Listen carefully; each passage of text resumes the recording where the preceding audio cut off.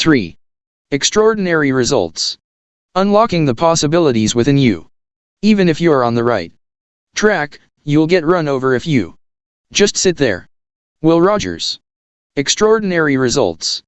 There is a natural rhythm to our lives that becomes a simple formula for implementing the one thing and achieving extraordinary results: purpose, priority, and productivity.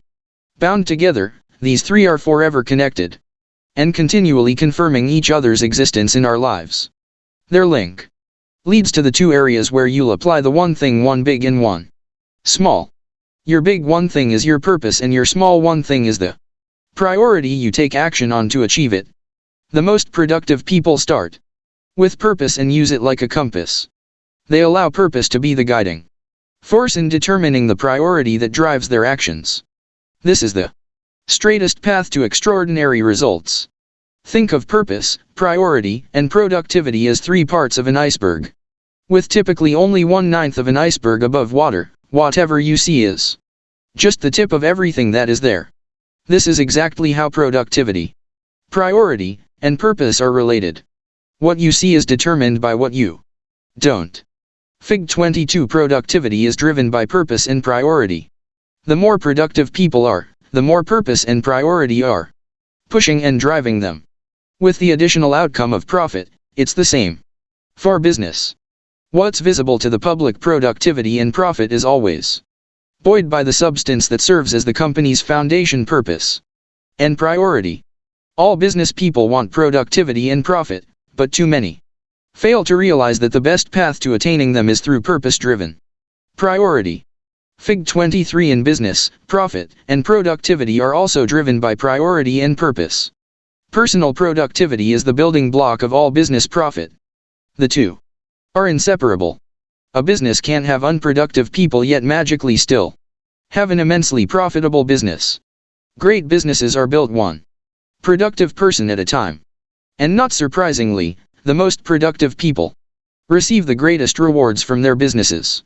Connecting purpose, priority, and productivity determines how high above the rest successful individuals in profitable businesses rise. Understanding this is at the core of producing extraordinary results. Life isn't about finding yourself. Life is about creating yourself. George Bernard Shaw. 13. Live with purpose. So, how do you use purpose to create an extraordinary life? Ebenezer Scrooge shows us how. Cold-hearted, penny-pinching, and greedy, a man who despised Christmas and all things that give people happiness, his last name a byword for miserliness and meanness, Ebenezer Scrooge might have been the least likely candidate to teach us anything about how to live.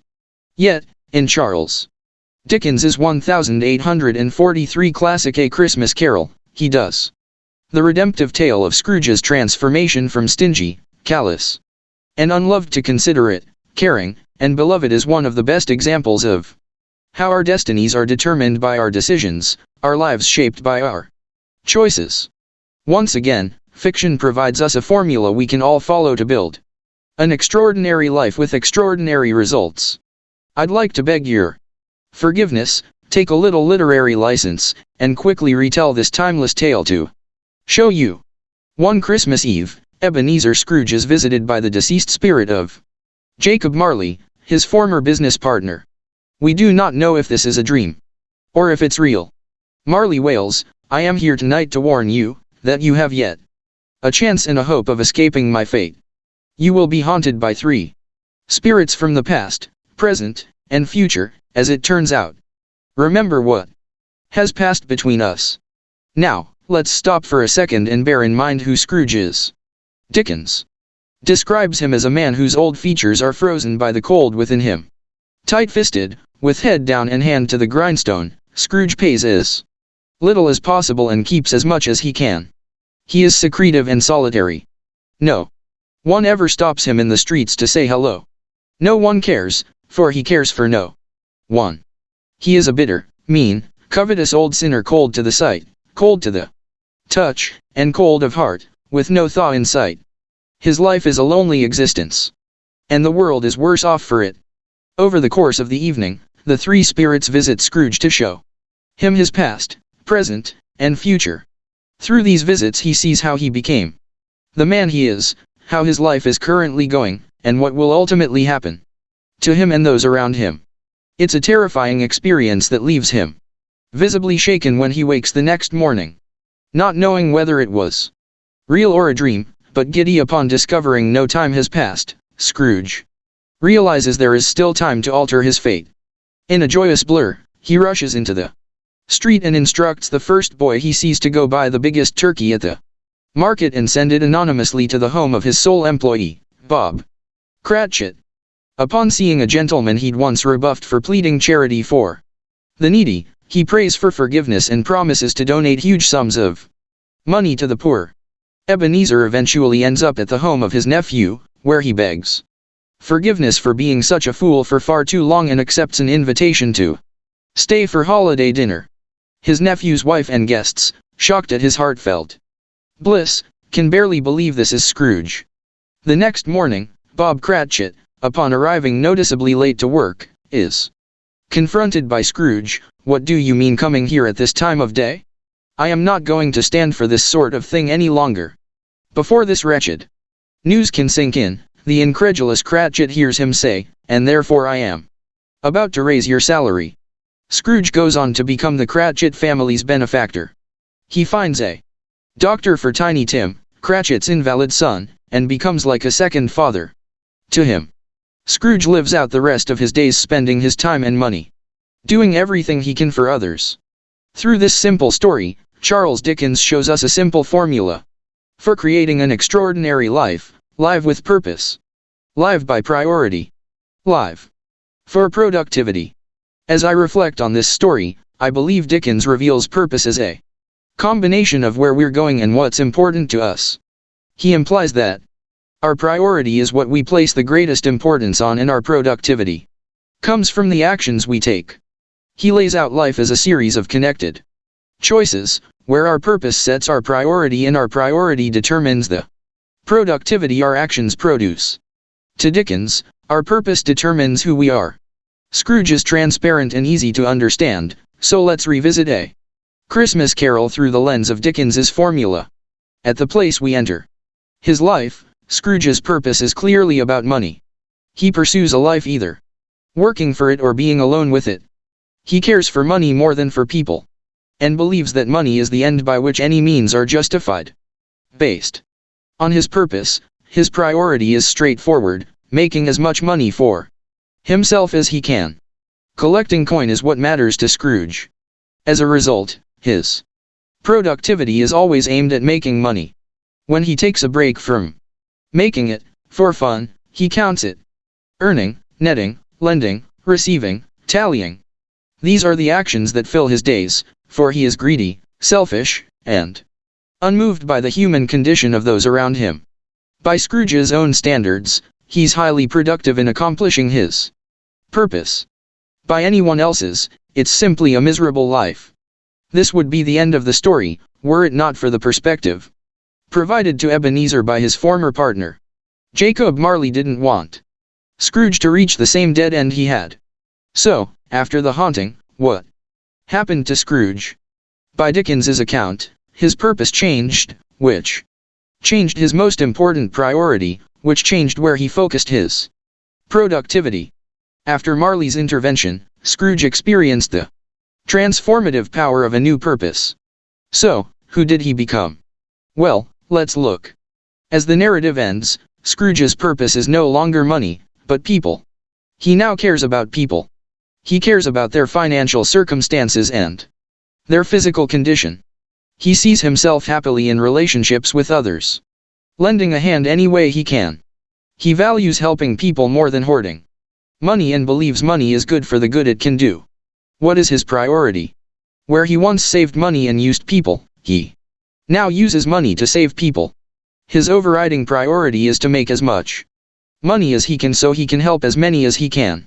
His actions? He is productive throughout his days, putting every penny he can toward others. The transformation is remarkable, the message unmistakable.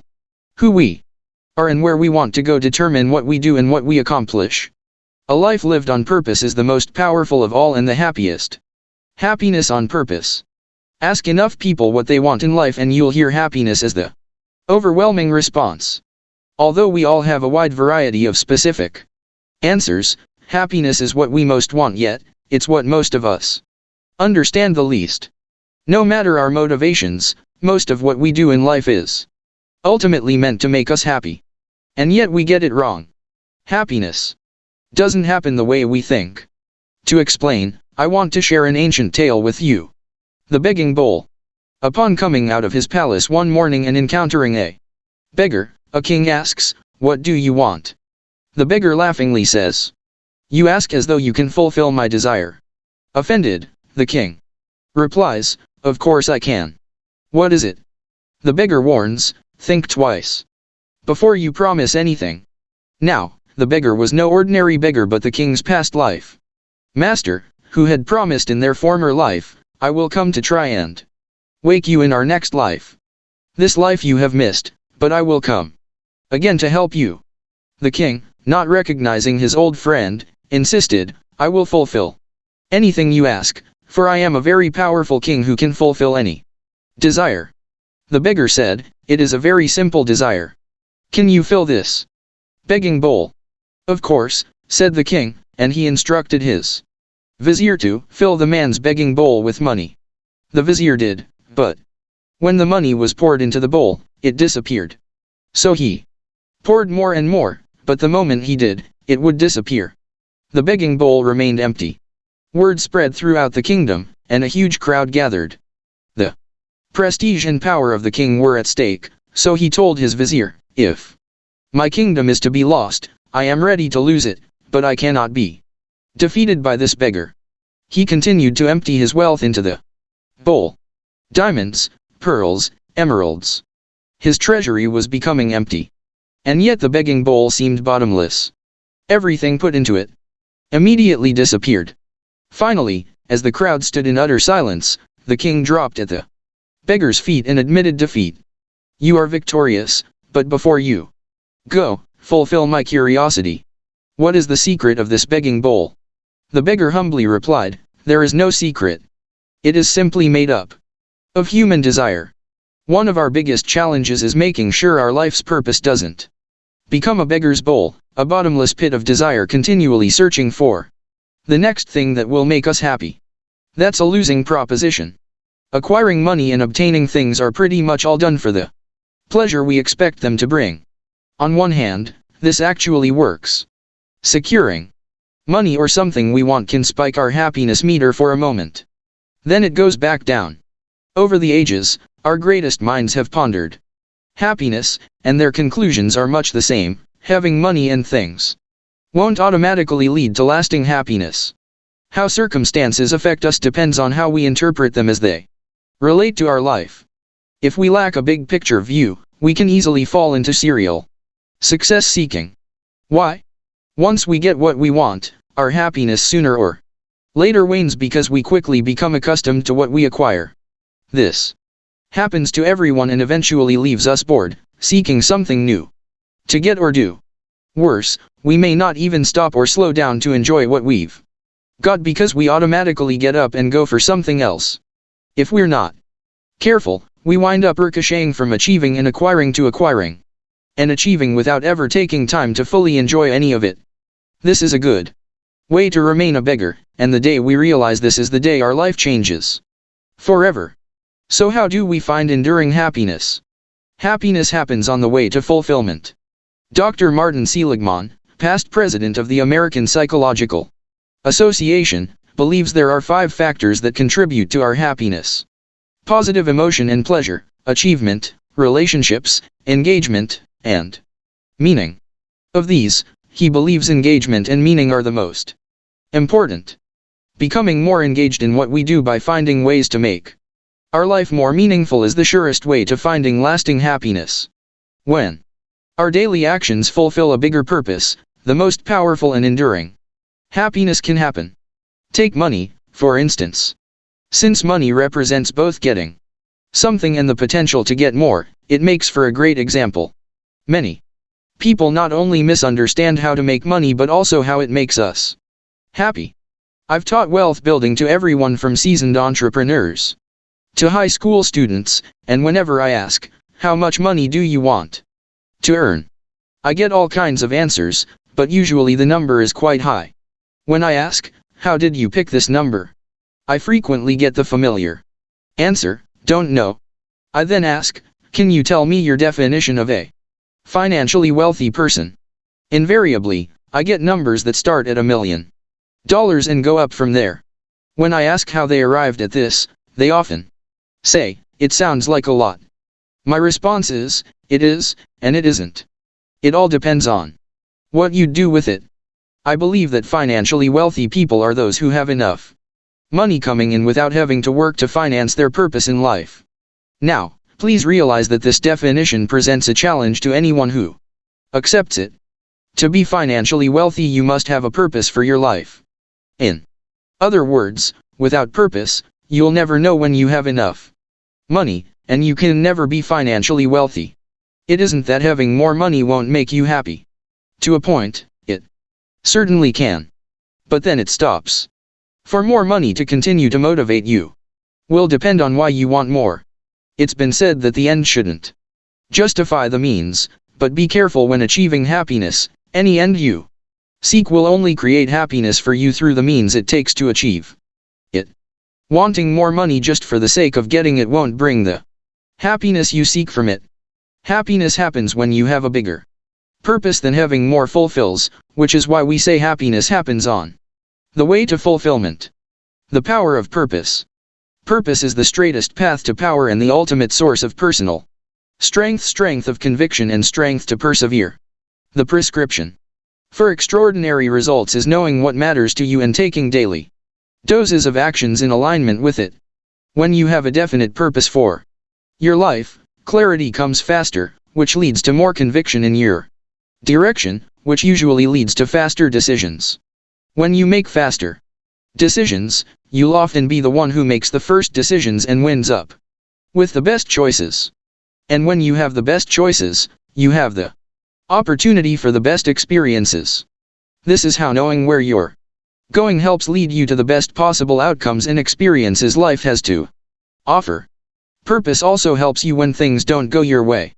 Life gets tough at times and there's no way around that. Aim high enough, live long enough, and you'll encounter your share of tough times. That's okay. We all experience this. Knowing why you're doing something provides the inspiration and motivation to give the extra perspiration needed to persevere when things go south. Sticking with something long enough for success to show up is a fundamental requirement for achieving extraordinary results. Purpose provides the ultimate glue that can help you stick to the path you've set. When what you do matches your purpose, your life just feels in rhythm, and the path you beat with your feet seems to match the sound in your head and heart. Live with purpose and don't be surprised if you actually hum more and even whistle while you work. When you ask yourself, what's the one thing I can do in my life that would mean the most to me and the world, such that by doing it everything else would be easier or unnecessary, you're using the power of the one thing to bring purpose to your life. Big ideas. 1. Happiness happens on the way to fulfillment. We all want to be happy, but seeking it isn't the best way to find it. The surest path to achieving lasting happiness happens when you make your life about something bigger, when you bring meaning and purpose to your everyday actions. 2. Discover your big why. Discover your purpose by asking yourself what drives you. What's the thing that gets you up in the morning and keeps you going when you're tired and worn down? I sometimes refer to this as your big why. It's why you're excited with your life. It's why you're doing what you're doing. 3. Absent an answer, pick a direction. Purpose may sound heavy, but it doesn't have to be. Think of it as simply the one thing you want your life to be about more than any other. Try writing down something you'd like to accomplish and then describe how you'd do it. For me, it looks like this. My purpose is to help people live their greatest life possible through my teaching, coaching, and writing. So, then what does my life look like? Teaching is my one thing and has been for almost 30 years. At first it was teaching clients about the market and how to make great decisions. Next, it was teaching salespeople in the classroom, during sales meetings, and one-on-one Later it was teaching business classes. Then it became teaching high performers models and strategies for high achievement, and the last 10 years it has been teaching seminars on specific life-building principles. What I teach is what I then coach and is supported by what I write. Pick a direction, start marching down that path, and see how you like it. Time brings clarity, and if you find you don't like it, you can always change your mind. It's your life. Planning is bringing the future into the present so that you can do something about it now.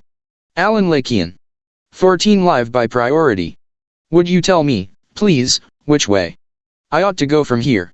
That depends a good deal on where you want to get to, said the cat. I don't much care where, said Alice. Then it doesn't matter which way you go, said the cat. Alice's classic encounter with the Cheshire Cat in Lewis Carroll's Alice's Adventures in Wonderland reveals the close connection between purpose and priority.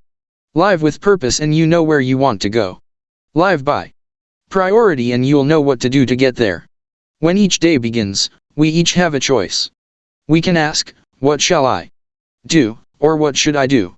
Without direction, without purpose, whatever you shall do will always get you somewhere. But when you're going somewhere on purpose, there will always be something you should do that will get you where you must go. When your life is on purpose, living by priority takes precedence. Goal setting to the now. As Ebenezer Scrooge profoundly discovered, our life is driven by the purpose we give it. But there's a catch even he had to confront. Purpose has the power to shape our lives only in direct proportion to the power of the priority we connect it to. Purpose without priority is powerless. To be precise, the word is priority, not priorities, and it originated in the 14th century from the Latin prior, meaning first. If something mattered the most, it was a priority. Curiously, priority remained unpluralized until around the 20th century, when the world apparently demoted it to mean generally something that matters, and the plural priorities appeared. With the loss of its initial intent, a wide variety of sayings like most pressing matter, prime concern, and on the front burner pitched in to recapture the essence of the original. Today, we elevate priority to its former meaning by adding highest, top, first, main, and most important in front of it. It would seem priority has traveled an interesting road. So, watch your language. You may have many ways to talk about priority, but no matter the words you choose to achieve extraordinary results, your meaning must be the same one thing. Whenever I teach goal setting, I make it my top priority to show how a goal and a priority work together. I do this by asking, why do we set goals and create plans? In spite of all the good answers I get, the truth is we have goals and plans for only one reason: to be appropriate in the moments of our lives that matter. While we may pull from the past and forecast the future, our only reality is the present moment. Right now is all we have to work with. Our past is but a former now, our future a potential one. To drive this point home, I started referring to the way to create a powerful priority as goal setting to the now to emphasize why we were creating a priority in the first place. The truth about success is that our ability to achieve extraordinary results in the future lies in stringing together powerful moments, one after the other. What you do in any given moment determines what you experience in the next. Your present now and all future nows are undeniably determined by the priority you live in the moment. The deciding factor in determining how you set that priority is who wins the battle between your present and future selves.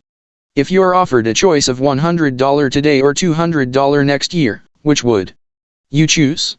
The $200, right? You would if your goal were to make the most money from the opportunity. Strangely, most people don't make that choice. Economists have long known that even though people prefer big rewards over small ones, they have an even stronger preference for present rewards over future ones, even when the future rewards are much bigger. It's an ordinary occurrence, oddly named hyperbolic discounting the further away a reward is in the future, the smaller the immediate motivation to achieve it. Maybe it's because objects that are farther away appear smaller, so people mistakenly assume they really are and discount their value. That might explain why so many people would actually choose the $100 today over twice the amount in the future. Their present bias overrides logic, and they allow a big future with potentially extraordinary results to get away. Now imagine the devastating impact living this way every day could have on your future self. Remember our conversation on delayed gratification? Turns out that what starts out as marshmallows can later cost you much more. We need a simple way of thinking to save us from ourselves, set the right priority, and move closer toward accomplishing our purpose. Goal setting to the now will get you there. By thinking through the filter of goal setting to the now, you set a future goal and then methodically drill down to what you should be doing right now. It can be a little like a Russian Matryoshka doll in that your one thing right now is nested inside your one thing today, which is nested inside your one thing this week, which is nested inside your one thing this month. It's how a small thing can actually build up to a big one. You're lining up your dominoes. Fig 24 Future Purpose connects to present priority. To understand how goal setting to the now will guide your thinking and determine your most important priority, read this out loud to yourself. Based on my someday goal, what's the one thing I can do in the next 5 years to be on track to achieve it? Now, based on my 5-year goal, what's the one thing I can do this year to be on track to achieve my 5-year goal, so that I'm on track to achieve my someday goal? Now, based on my goal this year, what's the one thing I can do this month so I'm on track to achieve my goal this year, so I'm on track to achieve my 5-year goal, so I'm on track to achieve my someday goal? Now, based on my goal this month, what's the one thing I can do this week so I'm on track to achieve my goal this month, so I'm on track to achieve my goal this year, so I'm on track to achieve my 5-year goal, so I'm on track to achieve my someday goal? Now, based on my goal this week, what's the one thing I can do today so I'm on track to achieve my goal this week, so I'm on track to achieve my goal this month, so I'm on track to achieve my goal this year, so I'm on track to achieve my 5-year goal, so I'm on track to achieve my someday goal? So, based on my goal today, what's the one thing I can do right now so I'm on track to achieve my goal today, so I'm on track to achieve my goal this week, so I'm on track to achieve my goal this month, so I'm on track to achieve my goal this year, so I'm on track to achieve my 5-year goal, so I'm on track to achieve my someday goal? I hope you hung in there and read the entire thing. Why? Because you're training your mind how to think, how to connect one goal with the next over time until you know the most important thing you must do right now. You're learning how to think big but go small. To prove its value, just skip the steps by asking yourself, what's the one thing I can do right now so I'm on track to achieve my someday goal? Doesn't work. The moment is too far from the future for you to clearly see your key priority. In fact, you can keep adding back in today, this week, and so on, but you won't see the powerful priority you seek until you've added back in all the steps. It's why most people never get close to their goals.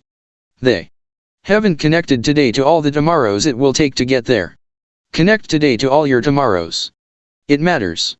Research backs this up.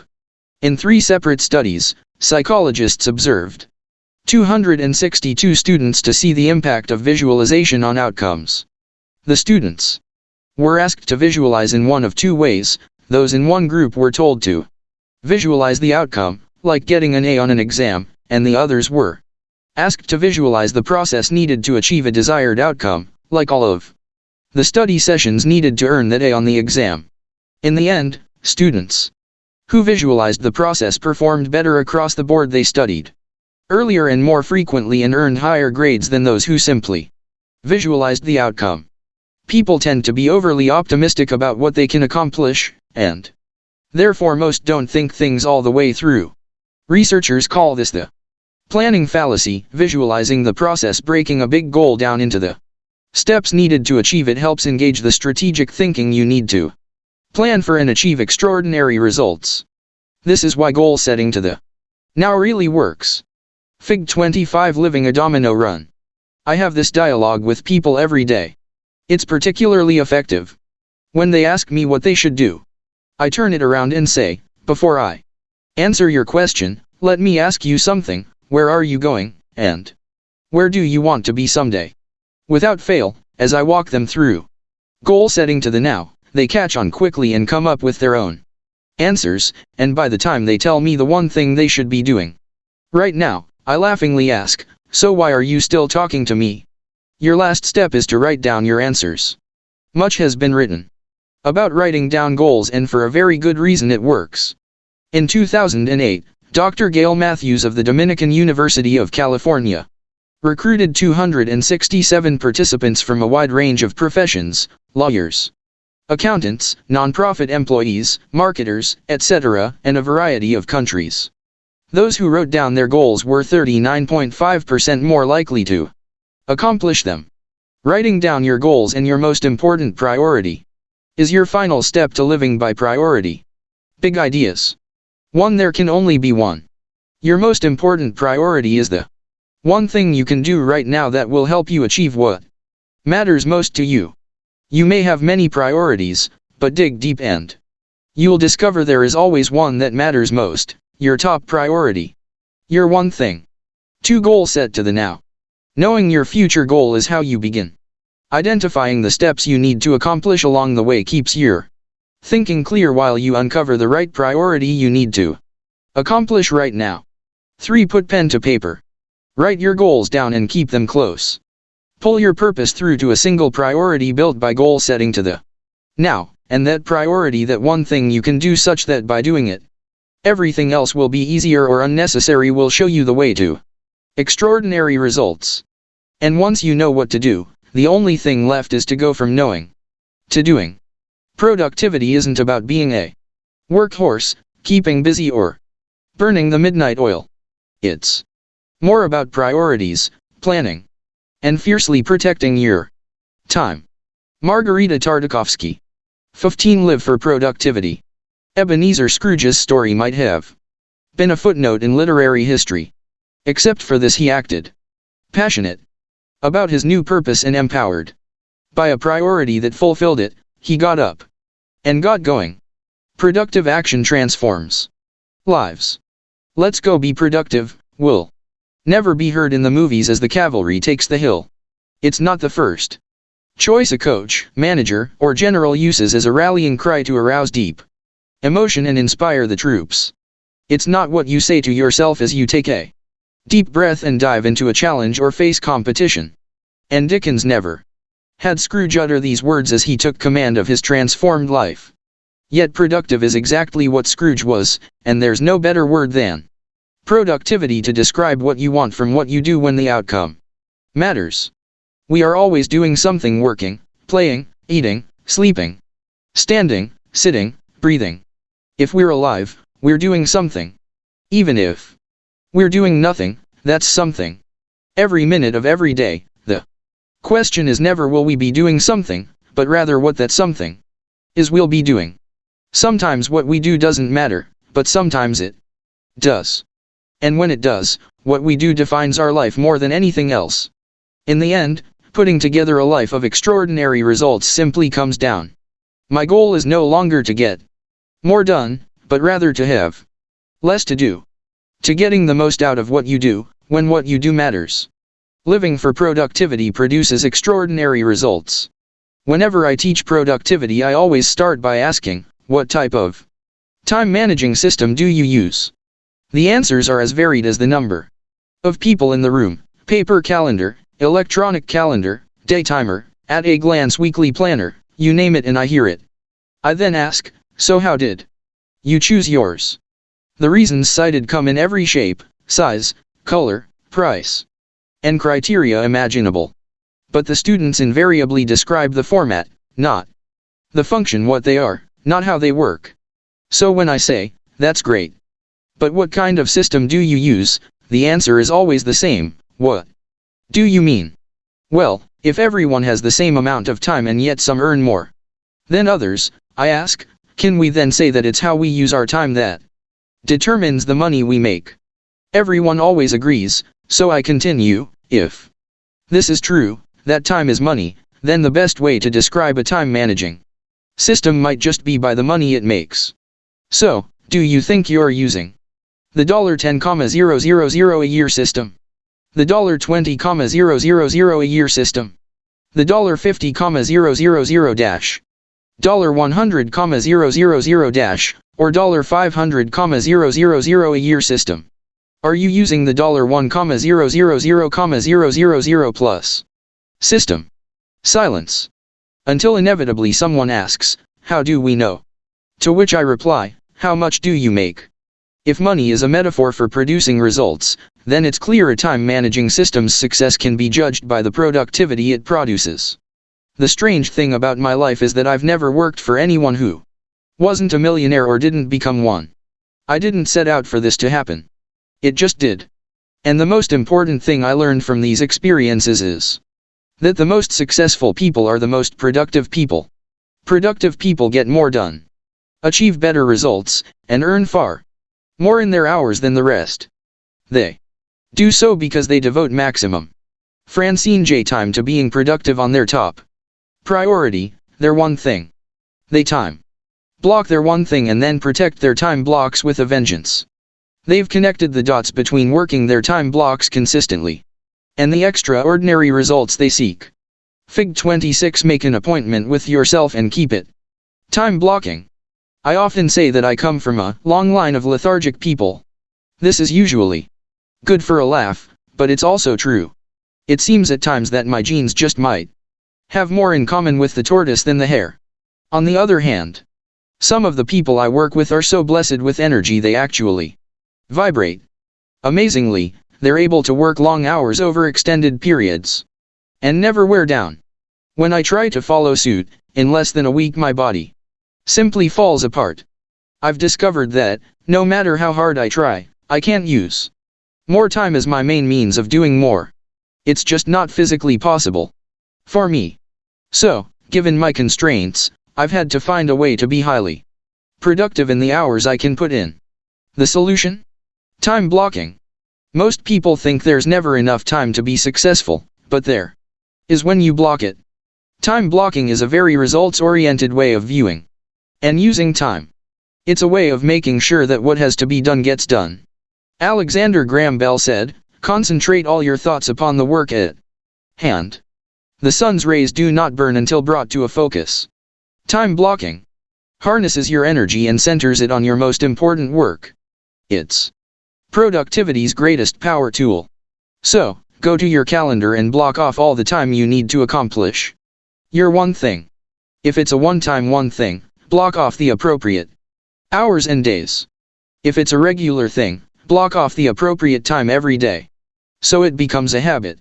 Everything else, other projects, paperwork, email, calls, correspondence, meetings, and all the other stuff must wait. When you time block like this, you're creating the most productive day possible in a way that's repeatable every day for the rest of your life.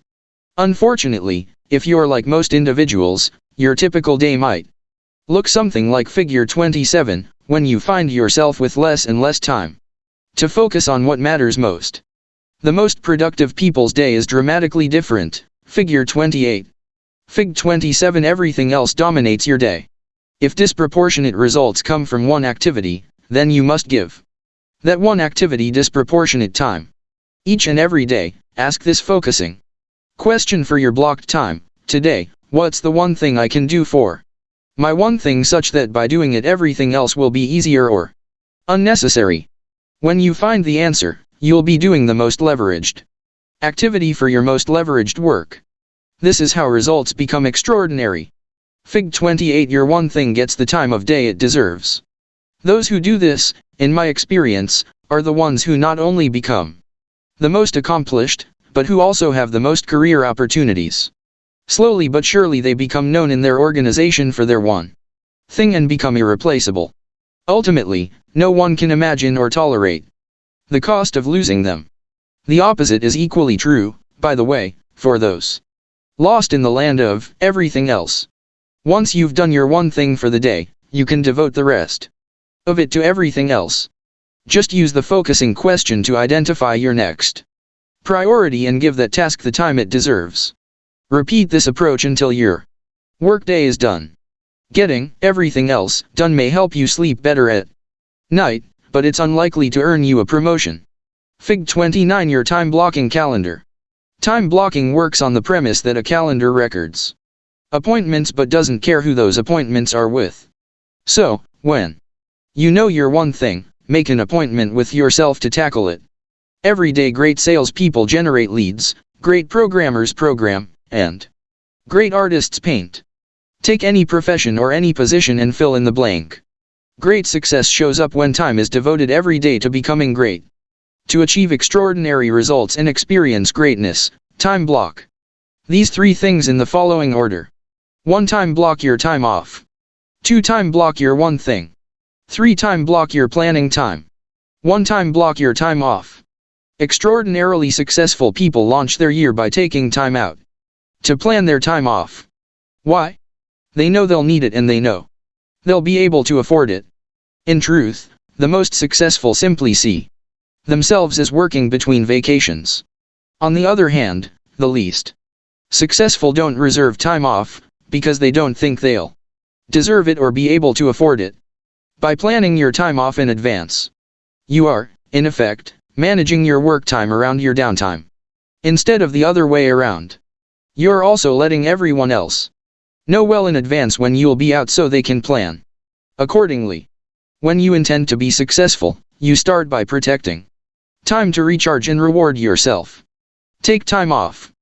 Block out long weekends and long vacations, then take them. You'll be more rested, more relaxed, and more productive. Afterward, everything needs rest to function better, and you're no different. Resting is as important as working. There are a few examples of successful people who violate this, but they are not our role models. They succeed in spite of how they rest and renew, not because of it. 2. Time block your one thing. After you've time blocked your time off, time block your one thing. Yes, you read that right. Your most important work comes second. Why? Because you can't happily sustain success in your professional life if you neglect your personal recreation time. Time block your time off, and then make time for your one thing. The most productive people, the ones who experience extraordinary results, design their days around doing their one thing. Their most important appointment each day is with themselves, and they never miss it. If they complete their one thing before their time day, n. a period of 24 hours, mostly misspent. Ambrose Bierce. Block is done, they don't necessarily call it a day. They use the focusing question to tell them how they can use the time they have left. Similarly, if they have a specific goal for their one thing, they finish it, regardless of the time. In A Geography of Time, Robert Levine points out that most people work on clock time. It's 5 o'clock, I'll see you tomorrow, while others work on event time. My work is done when it's done. Think about it. The dairy farmer doesn't get to knock off at any certain time, he goes home when the cows have been milked. It's the same for any position in any profession where results matter. The most productive people work on event time. They don't quit until their one thing is done. The key to making this work is to block time as early in your day as you possibly can. Give yourself 30 minutes to an hour to take care of morning priorities. Then move to your one thing. My recommendation is to block 4 hours a day. This isn't a typo. I repeat, 4 hours a day. Honestly, that's the minimum. If you can do more, then do it. In On Writing, Stephen King describes his workflow. My own schedule is pretty clear-cut. Mornings belong to whatever is new, the current composition. Afternoons are for naps and letters. Evenings are for reading, family, Red Sox games on TV, and any revisions that just cannot wait. Basically, mornings are my prime writing time. 4 hours a day may scare you more than King's novels, but you can't argue with his results. Stephen King is one of the most successful and prolific writers of our time. Whenever I tell this story, there is always one person who says to me, well, sure, it's easy for Stephen King, he's Stephen King. To that I simply say, I think the question you must ask yourself is this. Efficiency is doing the thing right. Effectiveness is doing the right thing. Peter Drucker. Does he get to do this because he is Stephen King, or is he Stephen King because he does this? That invariably stops that discussion cold. Like so many other successful writers, early in his career King had to find his time blocks where he could mornings, evenings, even lunch breaks because his day job didn't accommodate his ambition for his life. Once extraordinary results started showing up and he could earn a living from his one thing, he was able to move his time blocks to a more sustainable time. An executive assistant on our team recently transitioned to blocking large chunks of time for a project. It was stressful at first. She was continually interrupted. Email alerts pinged, colleagues dropped by, team members provided a steady stream of requests for her time. These weren't even distractions, they were her job. In the end, she had to borrow a laptop and book a conference room to escape drive-bys and random, non-urgent requests.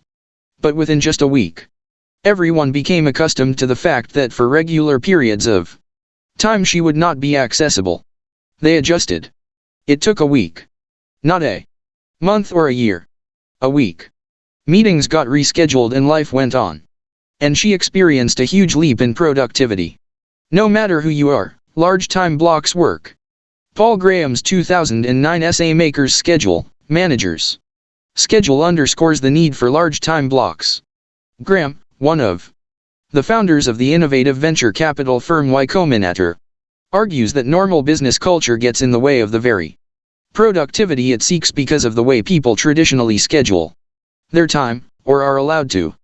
Graham divides all work into two buckets: maker, do or create, and manager, oversee or direct. Maker time requires large blocks of the clock to write code, develop ideas, generate leads, recruit people, produce products, or execute on projects and plans. This time tends to be viewed in half-day increments. Manager time, on the other hand, gets divided into hours. This time typically has one moving from meeting to meeting, and because those who oversee or direct tend to have power and authority, they are in a position to make everyone resonate at their frequency. This can create a huge conflict if those needing maker time are pulled into meetings at odd hours, destroying the very time blocks they need to move themselves and the company forward. Graham embraced this insight and created a company culture at Y Combinator that now runs completely on a maker's schedule. All meetings get clustered at the end of the day. To experience extraordinary results, be a maker in the morning and a manager in the afternoon. Your goal is one and done. But if you don't time block each day to do your one thing, your one thing won't become a done thing. 3. Time block your planning time. The last priority you time block is planning time. This is when you reflect on where you are and where you want to go. For annual planning, schedule this time late enough in the year that you have a sense of your trajectory, but not so late that you lose your running start. For the next, take a look at your someday and 5-year goals and assess the progress you must make in the next year to be on track. You may even add new goals, re-envision old ones, or eliminate any that no longer reflect your purpose or priorities. Block an hour each week to review your annual and monthly goals. First, ask what needs to happen that month for you to be on target for your annual goals. Then ask what must happen that week to be on course for your monthly goals. You're essentially asking, based on where I am right now, what's the one thing I need to do this week to stay on track for my monthly goal and for my monthly goal to be on track for my annual goal. You're lining up the dominoes. Decide how much time you'll need to achieve this, and reserve that amount of time on your calendar. In effect, you could say that when you time block your planning time, you're really time blocking your time to time block. Think about it. Fig 30x's add up to extraordinary results. In July 2007, software developer Brad Isaac shared a productivity secret he reportedly got from comedian Jerry Seinfeld.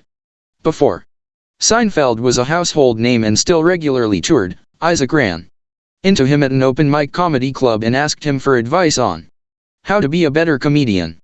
Seinfeld told him the key was to write jokes, his one thing, every day. And the way he'd figured out How to make that happen was to hang a huge annual calendar on the wall and then put a big red X across every day he worked on his craft. After a few days, you'll have a chain, Seinfeld said. Just keep at it. And the chain will grow longer every day. You'll like seeing the chain. Especially when you get a few weeks under your belt. Your only job is to not break the chain. Don't break the chain. What I love about Seinfeld's method is that it resonates with everything I know to be true. It's simple. It's based on doing one thing, and it creates its own momentum. You could look at the calendar and be overwhelmed. How can I commit to this for an entire year? But the system is designed to bring your biggest goal to the now and simply focus on making the next X. As Walter Elliott said, perseverance is not a long race, it is many short races one after another. As you complete these short races and get a chain going, it gets easier and easier.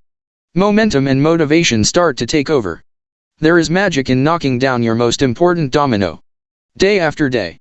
All you have to do is avoid breaking the chain, one day at a time, until you generate a powerful new habit in your life. The time blocking habit. Sound simple? Time blocking is if you protect it. Protect your time block. For time blocks to actually block time, they must be protected. Although time blocking isn't hard, protecting the time you've blocked is. The world doesn't know your purpose or priorities and isn't responsible for them. You are. So, it's your job to protect your time blocks from all those who don't know what matters most to you, and from yourself when you forget. The best way to protect your time blocks is to adopt the mindset that they can't be moved. So, when someone tries to double book you, just say, "I'm sorry, I already have an appointment at that time," and offer other options. If the other person is disappointed, you're sympathetic but ultimately unmoved. Extraordinarily results-oriented people, the very people who have the most demands on their time, do this every day. They keep their most important appointment. The toughest part is navigating a high-level request. How do you say no to anyone important? Your boss, a key client, your mom who asks you to do something with a high sense of urgency? One way is to say yes and then ask, if I have that done by a specific time in the future, would that work? Most often, these requests are more about an immediate need to hand a task off than about a need for it to be done immediately, so the requester usually just wants to know it will get done. Sometimes the request is real, needs to be done now, and you must drop what you're doing and do it.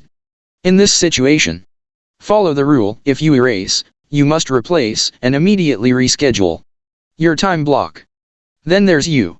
If you're already feeling overbooked and overworked, it can seem incredibly challenging to hold to a time block. It can be hard to imagine how everything else will get done when so much time is given to one thing.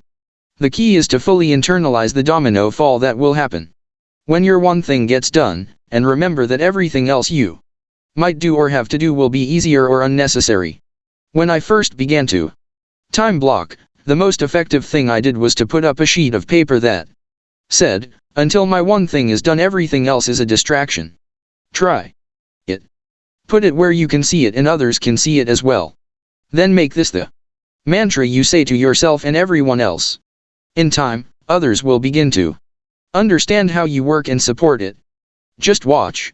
The last thing that can knock you off your time block is when you can't free your mind. Day in and day out, your own need to do other things instead of your one thing may be your biggest challenge to overcome. Life doesn't simplify itself the moment you simplify your focus. There's always other stuff screaming to be done. Always. So when stuff pops into your head, just write it down on a task list and get back to what you're supposed to be doing. In other words, do a brain dump. Then put it out of sight and out of mind until its time comes. In the end, there are plenty of ways your time block can get sabotaged. Here are 4 proven ways to battle distractions and keep your eye on your one thing. 1. Build a bunker. Find somewhere to work that takes you out of the path of disruption and interruption. If you have an office, get a "Do Not Disturb" sign. If it has glass walls, install shades. If you work in a cubicle, get permission to put up a folding screen. If necessary, go elsewhere. The Immortal Ernest Hemingway kept a strict writing schedule starting at 7 every morning in his bedroom. The mortal but still immensely talented business author Dan Heath bought an old laptop, deleted all its browsers, and, for good measure, deleted its wireless network drivers, and would take his Wayback Machine to a coffee shop to avoid distractions. Between the two extremes, you could just find a vacant room and simply close the door. To store provisions. Have any supplies, materials, snacks, or beverages you need on hand and, other than for a bathroom break, avoid leaving your bunker. A simple trip to the coffee machine can derail your day should you encounter someone seeking to make you a part of theirs. 3. Sweep for minds. Turn off your phone, shut down your email, and exit your internet browser. Your most important work deserves 100% of your attention. 4. Enlist support. Tell those most likely to seek you out what you're doing and when you'll be available. It's amazing how accommodating others are when they see the big picture and know when they can access you. If, ultimately, you continue a tug-of-war to make time blocking take place, then use the focusing question to ask, what's the one thing I can do to protect my time block every day, such by doing it everything else I might do will be easier or unnecessary. Big ideas. 1. Connect the dots. Extraordinary results become possible when where you want to go is completely aligned with what you do today. Tap into your purpose and allow that clarity to dictate your priorities. With your priorities clear, the only logical course is to go to work. 2. Time block your one thing. The best way to make your one thing happen is to make regular appointments with yourself. Block time early in the day, and block big chunks of it no less than 4 hours. Think of it this way: if your time blocking were on trial, would your calendar contain enough evidence to convict you? 3. Protect your time block at all costs. Time blocking works only when your mantra is nothing and no one has permission to distract me from my one thing. Unfortunately, your resolve won't keep the world from trying, so be creative when you can be and firm when you must. Your time block is the most important meeting of your day, so whatever it takes to protect it is what you have to do. The people who achieve extraordinary results don't achieve them by working more hours. They 16. The 3 commitments. Nobody who ever gave his best regretted it. George Halas.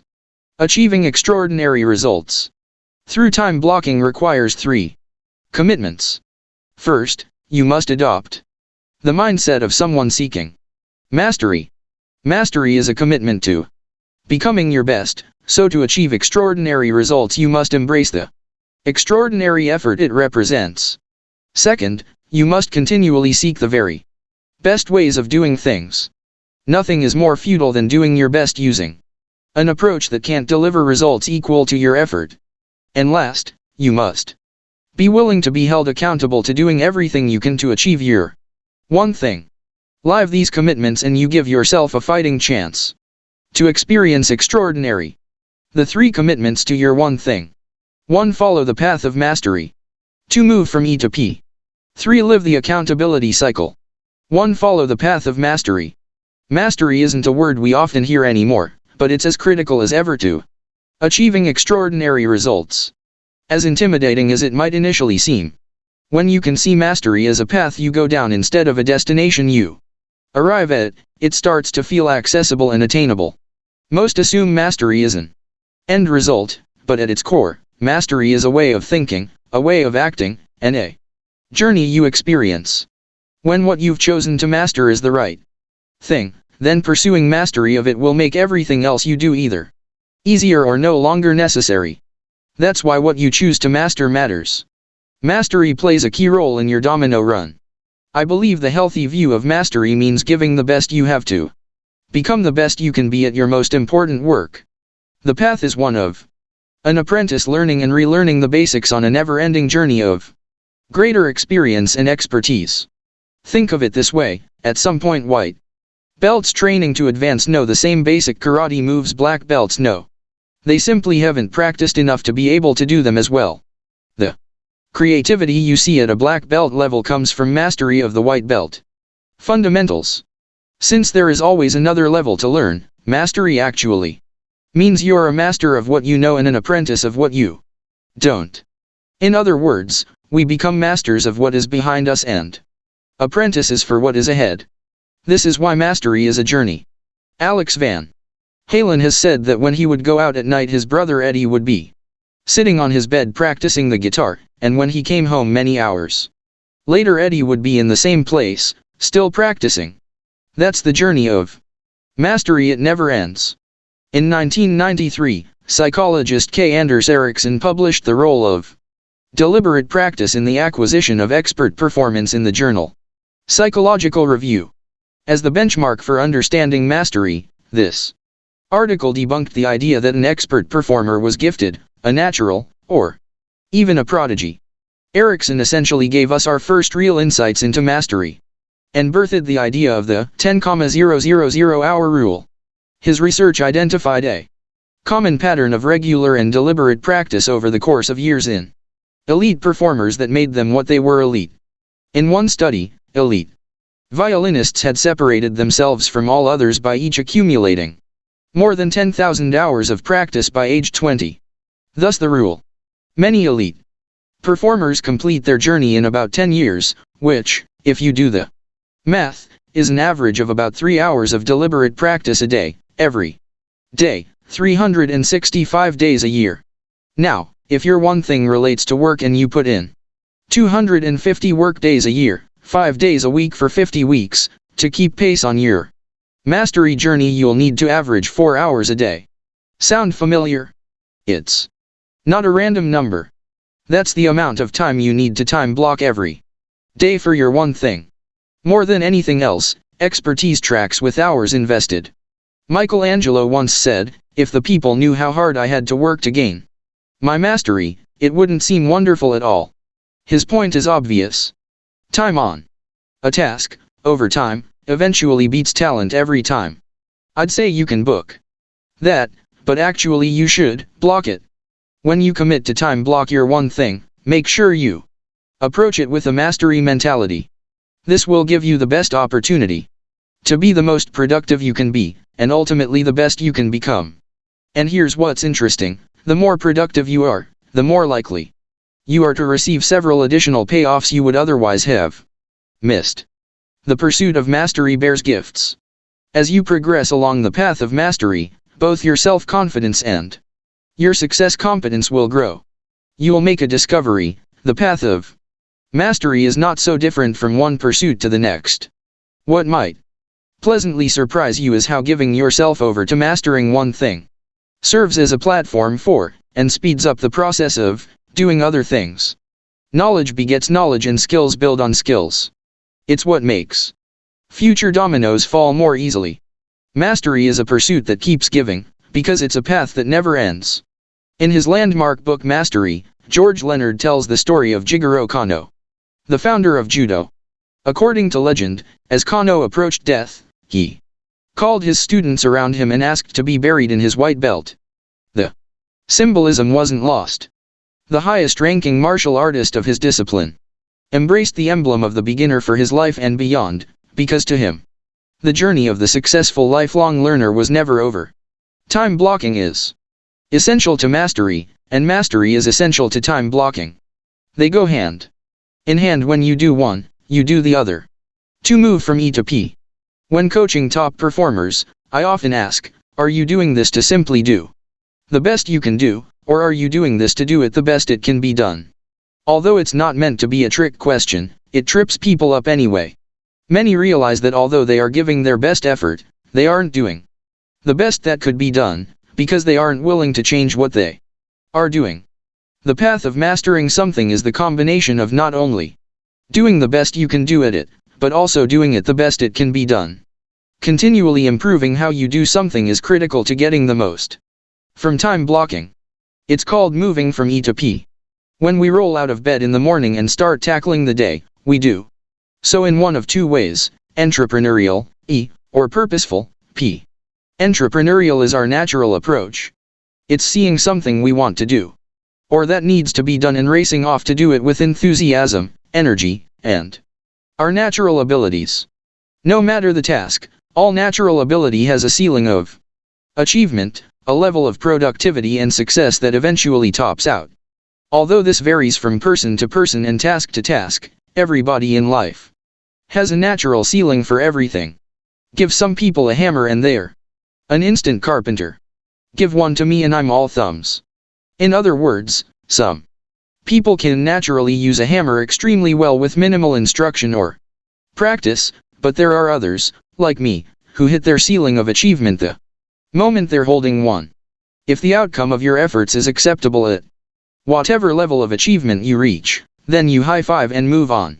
But when you're going about your one thing, any ceiling of achievement must be challenged, and this requires a different approach, a purposeful approach. Highly productive people don't accept the limitations of their natural approach as the final word on their success. When they hit a ceiling of achievement, they look for new models and systems, better ways to do things. To push them through, they pause just long enough to examine their options. They pick the best one, and then they're right back at it. Ask an E to cut some firewood and the entrepreneurial person would likely shoulder an axe and head straight for the woods. On the other hand, the purposeful person might ask, where can I get a chainsaw? With a P mindset, you can achieve breakthroughs and accomplish things far beyond your natural abilities. You must simply be willing to do whatever it takes. Fig 31, in the long run P beats E every time. You can't put limits on what you'll do. You have to be open to new ideas and new ways of doing things if you want breakthroughs in your life. As you travel the path of mastery, you'll find yourself continually challenged to do new things. The purposeful person follows the simple rule that a different result requires doing something different. Make this your mantra and breakthroughs become possible. Too many people reach a level where their performance is good enough and then stop working on getting better. People on the path to mastery avoid this by continually upping their goal, challenging themselves to break through their current ceiling, and staying the forever apprentice. It's what writer and memory champion Joshua Furr dubbed the OK Plateau. He illustrated it with typing. If practice time were all that mattered, over the course of our professional careers, with the millions of memos and emails we type, we'd all progress from the lowly chicken peck to 100 words a minute.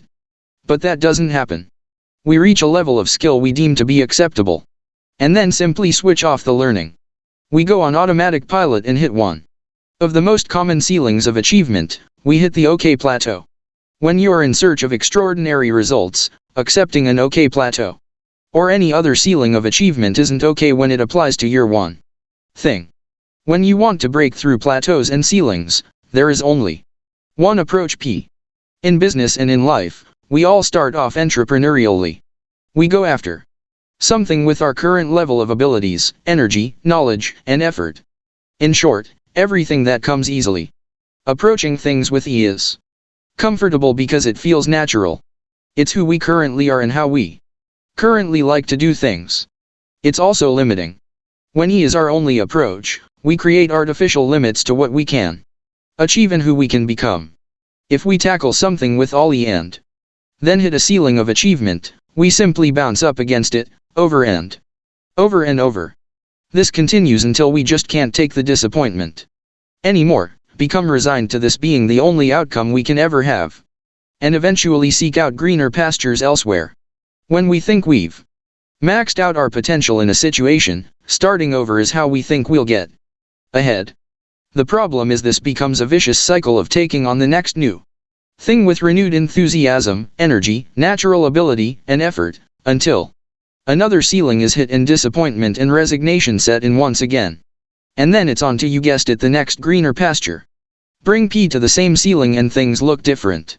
The purposeful approach says, I'm still committed to growing, so what are my options? You then use the focusing question to narrow those choices down to the next thing you should do. It could be to follow a new model, get a new system, or both. But be prepared. Implementing these may require new thinking, new skills, and even new relationships. Probably none of this will feel natural at first. That's okay. Being purposeful is often about doing what comes unnaturally, but when you're committed to achieving extraordinary results, you simply do whatever it takes anyway. When you've done the best you can do but are certain the results aren't the best they can be, get out of E and into P. Look for the better models and systems, the ways that can take you farther. Then adopt new thinking, new skills, and new relationships to help you put them into action. Become purposeful during your time block, and unlock your potential. 3. Live the accountability cycle. There is an undeniable connection between what you do and what you get. Actions determine outcomes, and outcomes inform actions. Be accountable. And this feedback loop is how you discover the things you must do to achieve extraordinary results. That's why your final commitment is to live the accountability cycle of results. Taking complete ownership of your outcomes by holding no one but yourself responsible for them is the most powerful thing you can do to drive your success. As such, accountability is most likely the most important of the 3 commitments. Without it, your journey down the path of mastery will be cut short the moment you encounter a challenge. Without it, you won't figure out how to break through the ceilings of achievement you'll hit along the way. Accountable people absorb setbacks and keep going. Accountable people persevere through problems and keep pushing forward. Accountable people are results-oriented and never defend actions, skill levels, models, systems, or relationships that just aren't getting the job done.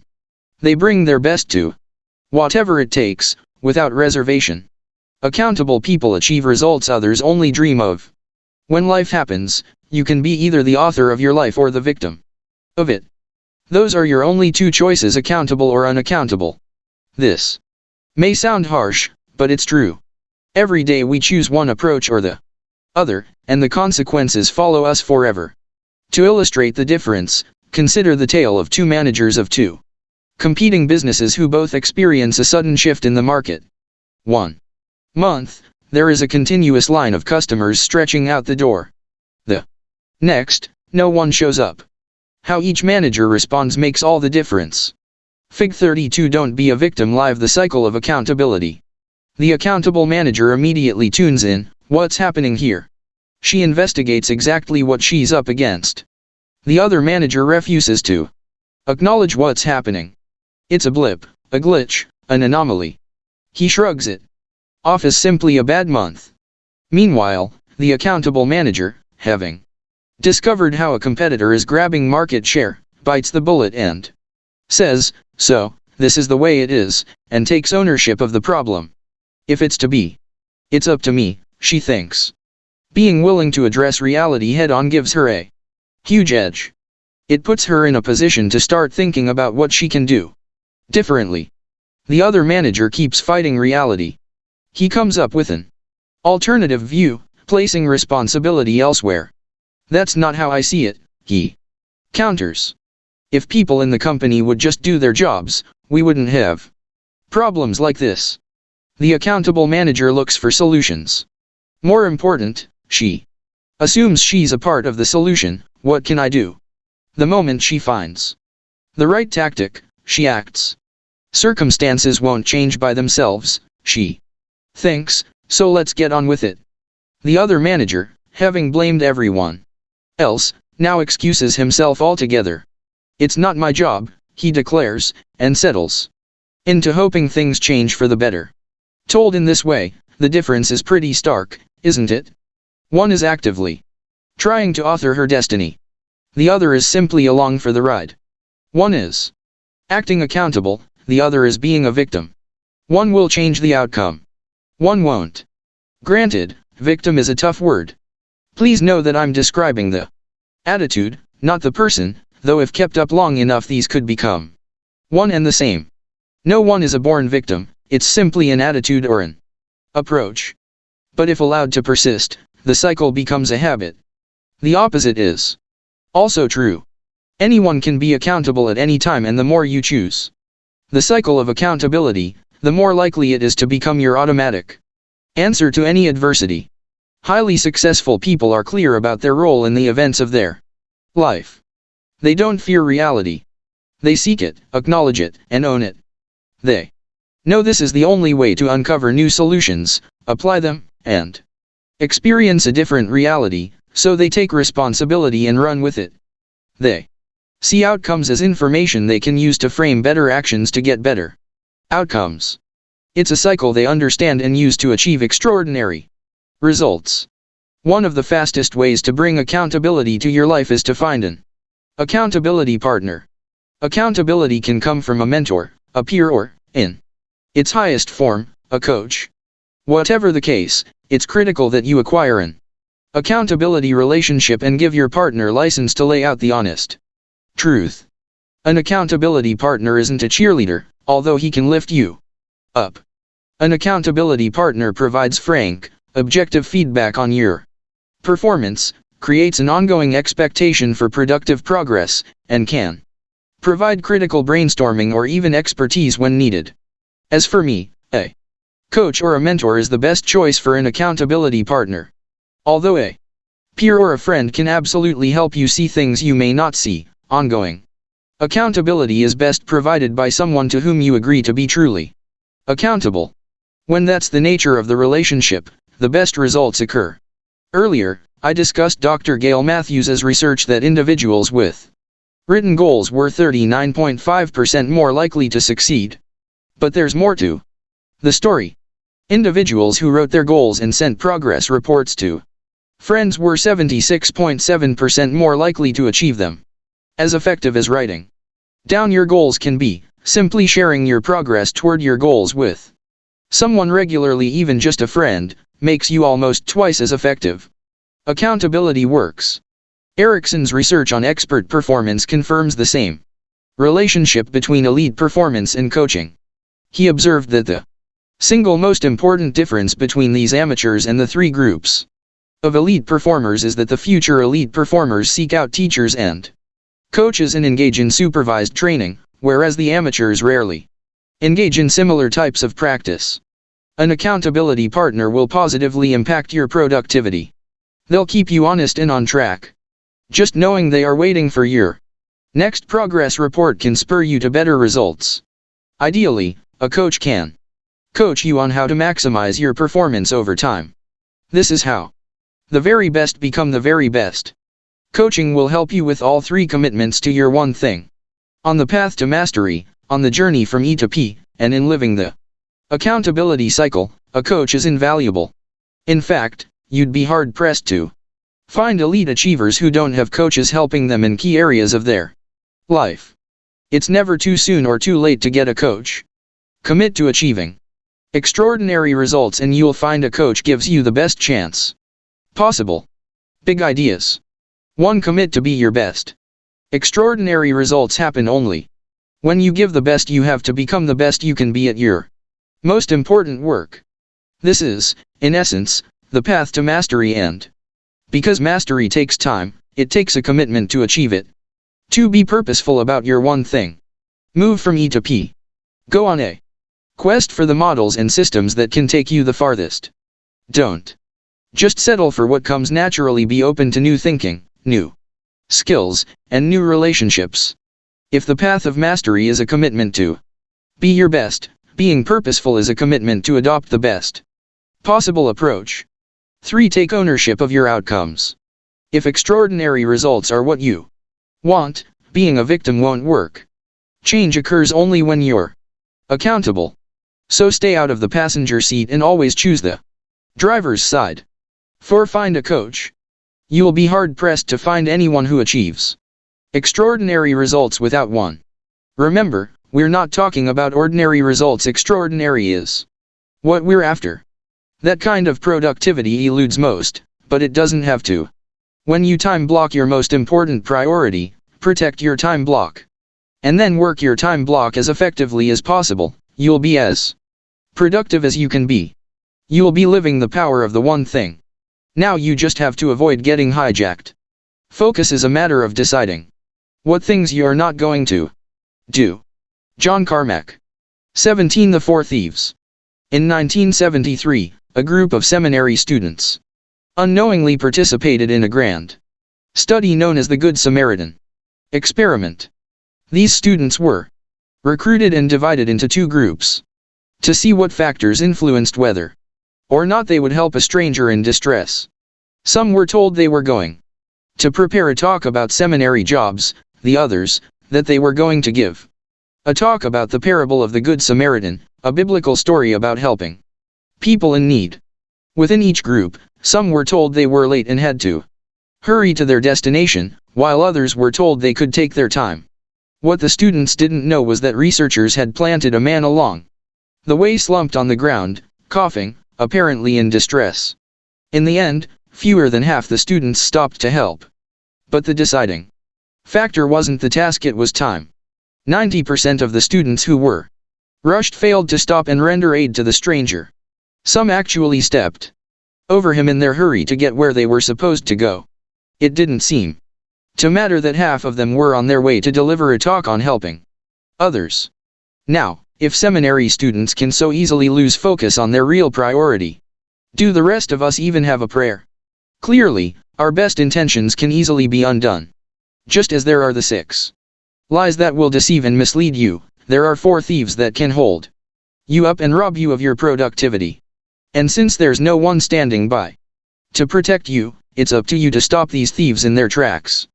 The 4 thieves of productivity. 1. Inability to say no. 2. Fear of chaos. 3. Poor health habits. 4. Environment doesn't support your goals. 1. Inability to say no. Someone once told me that one yes must be defended over time by 1,000 no's. Early in my career I didn't understand this at all. Today, I think it's an understatement. It's one thing to be distracted when you're trying to focus, it's another entirely to be hijacked before you even get to the way to protect what you've said yes to and stay productive is to say no to anyone or anything that could derail you. Peers will ask for your advice and help. Co-workers will want you on their team. Friends will request your assistance. Strangers will seek you out.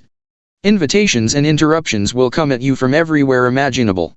How you handle all of this determines the time you are able to devote to your one thing and the results you are ultimately able to produce. Here's the thing.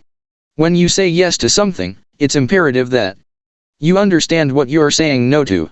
Screenwriter Sidney Howard, of Gone with the Wind fame, advised, one half of knowing what you want is knowing what you must give up before you get it.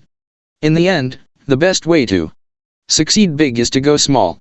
And when you go small, you say no a lot. A lot. More than you might have ever considered before. No one knew how to go small better than Steve Jobs. He was famously as proud of the products he didn't pursue as he was of the transformative products Apple created. In the 2 years after his return in 1997, he took the company from 350 products to 10. That's 340 NOS, not counting anything else proposed during that period. At the 1997 Macworld Developers Conference, he explained, when you think about focusing, you think, well, focusing is saying yes. No. Focusing is about saying no. Jobs was after extraordinary results and he knew there was only one way to get there. Jobs was a no man. The art of saying yes is, by default, the art of saying no. Saying yes to everyone is the same as saying yes to nothing. Each additional obligation chips away at your effectiveness at everything you try. So the more things you do, the less successful you are at any one of them. You can't please everyone. So don't try. In fact, when you try, the one person you absolutely won't please is yourself. Remember, saying yes to your one thing is your top priority. As long as you can keep this in perspective, saying no to anything that keeps you from keeping your time block should become something you can accept. Then it's just a matter of how. All of us struggle to some degree with saying no. There are many reasons. We want to be helpful. We don't want to be hurtful. We want to be caring and considerate. We don't want to seem callous and cold. All of this is totally understandable. Being needed is incredibly satisfying, and helping others can be deeply fulfilling. Focusing on our own goals to the exclusion of others, especially the causes and the people we value the most, can feel downright selfish and self-centered. But it doesn't have to. Master marketer Seth Godin says, you can say no with respect, you can say no promptly, and you can say no with a lead to someone who might say yes. But just saying yes because you can't bear the short-term pain of saying no is not going to help you do the work. Godin gets it. You can keep your yes and say no in a way that works for you and for others. Of course, whenever you need to say no, you can just say it and be done with it. There is nothing wrong with this at all. In fact, this should be your first choice every time. But if you feel there are times you need to say no in a helpful way, there are many ways to say it that can still lead people forward toward their goals.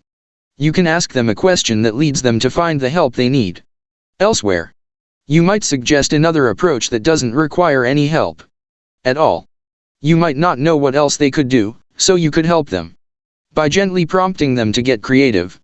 You can politely redirect their request to others who might be better able to assist them.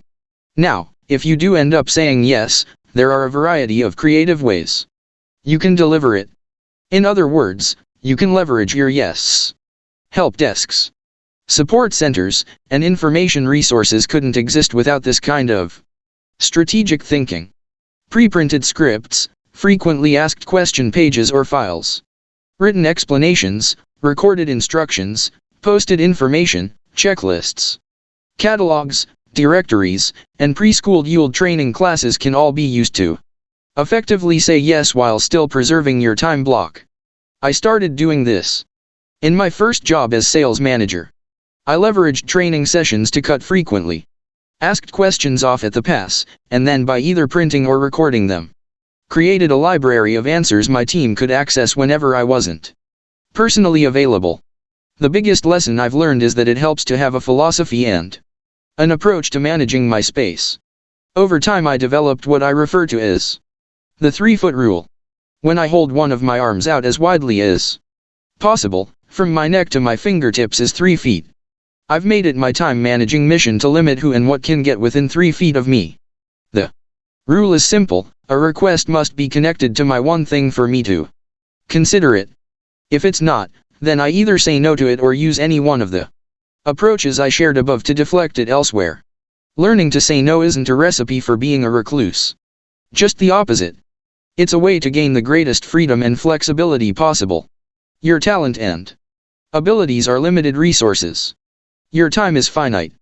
If you don't make your life about what you say yes to, then it will almost certainly become what you intended to say no to.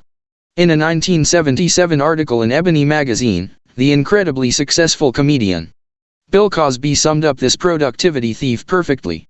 As he was building his career, Cosby read some advice that he took to heart: "I don't know the key to success, but the key to failure is trying to please everybody." This is advice worth living by. If you can't say no a lot, you'll never truly be able to say yes to achieving your one thing. Literally, it's one or the other, and you get to decide.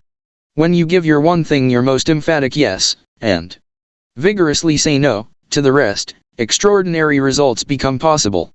2. Fear of chaos. A not so funny thing happens along the way to extraordinary results: untidiness, unrest, disarray, disorder. When we tirelessly work our time block, clutter automatically takes up residence around us. Messes are inevitable when you focus on just one thing. While you whittle away on your most important work, the world doesn't sit and wait. It stays on fast forward, and things just rack up and stack up while you bear down on a singular priority.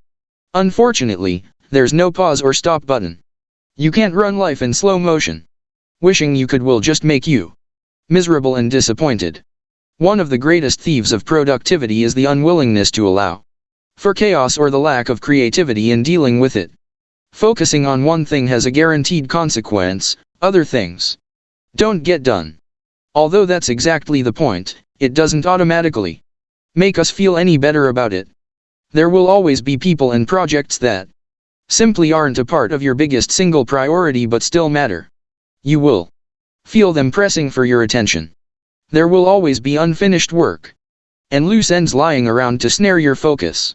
Your time block can feel like a submersible, where the deeper you commit to your one thing, the more the pressure mounts for you to come up for air and address everything you've put on hold. Eventually it can feel like even the tiniest leak might trigger an all-out implosion. When this happens, when you give in to the pressure of any chaos being left unattended, it can be a total relief. But not when it comes to productivity. It's a thief. The truth is, it's a package deal. When you strive for greatness, chaos is. If a cluttered desk is a sign of a cluttered mind, of what, then, is an empty desk a sign? Albert Einstein. Guaranteed to show up. In fact, other areas of your life may experience chaos in direct proportion to the time you put in on your one thing. It's important for you to accept this instead of fighting it. Oscar-winning filmmaker Francis Ford Coppola warns us that anything you build on a large scale or with intense passion invites chaos. In other words, get used to it and get over it. Now, in anybody's life or work there are some things that just can't be ignored: family, friends, pets, personal commitments, or critical job projects. At any given time, you may have some or all of these tugging at your time block.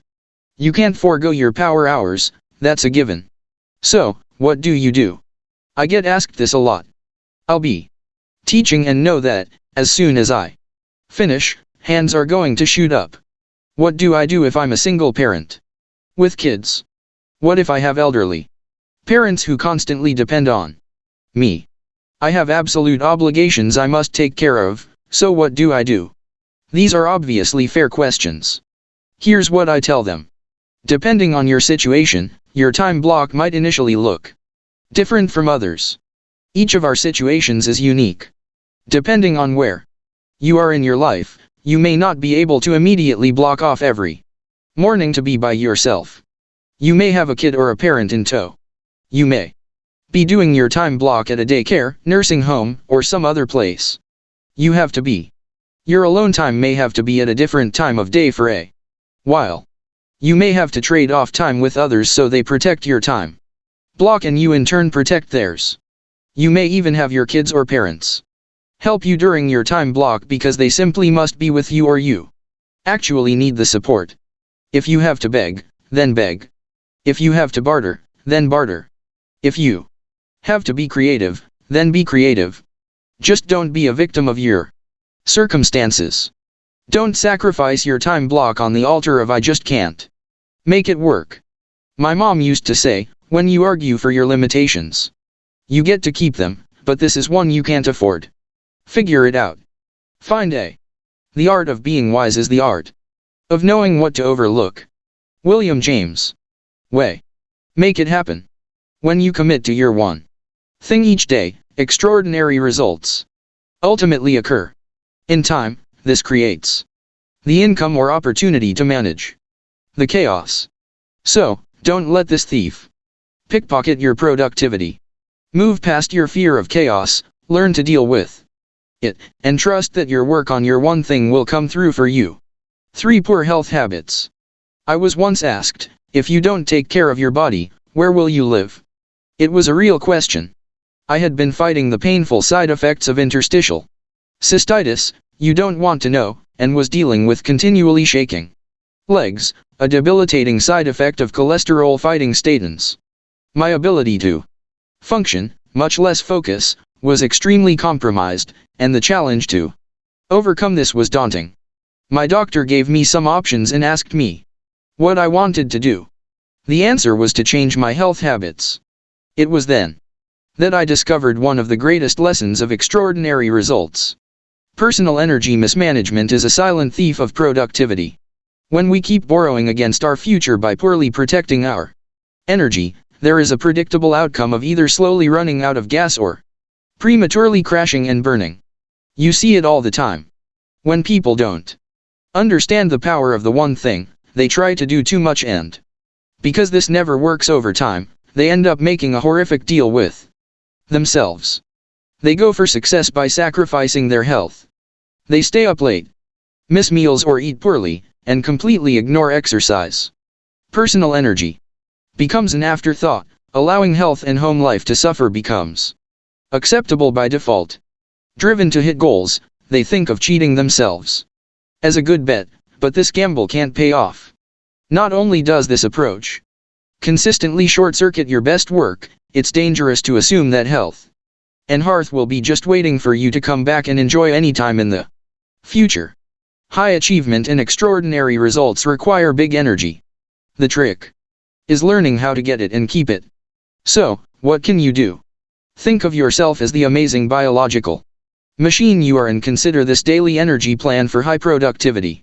Begin early with meditation and prayer for spiritual energy, starting the day by connecting with your higher purpose aligns your thoughts and actions with a larger story.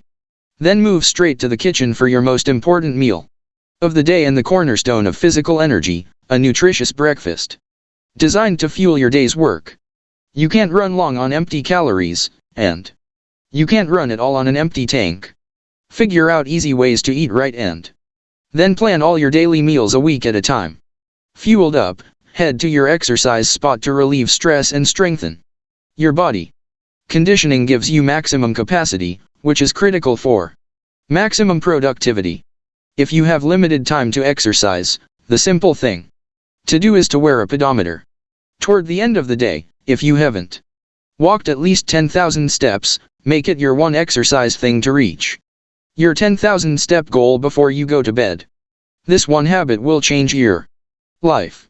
Now, if you haven't spent time with your loved ones at breakfast or during your workout, go find them. Hug, talk, and laugh.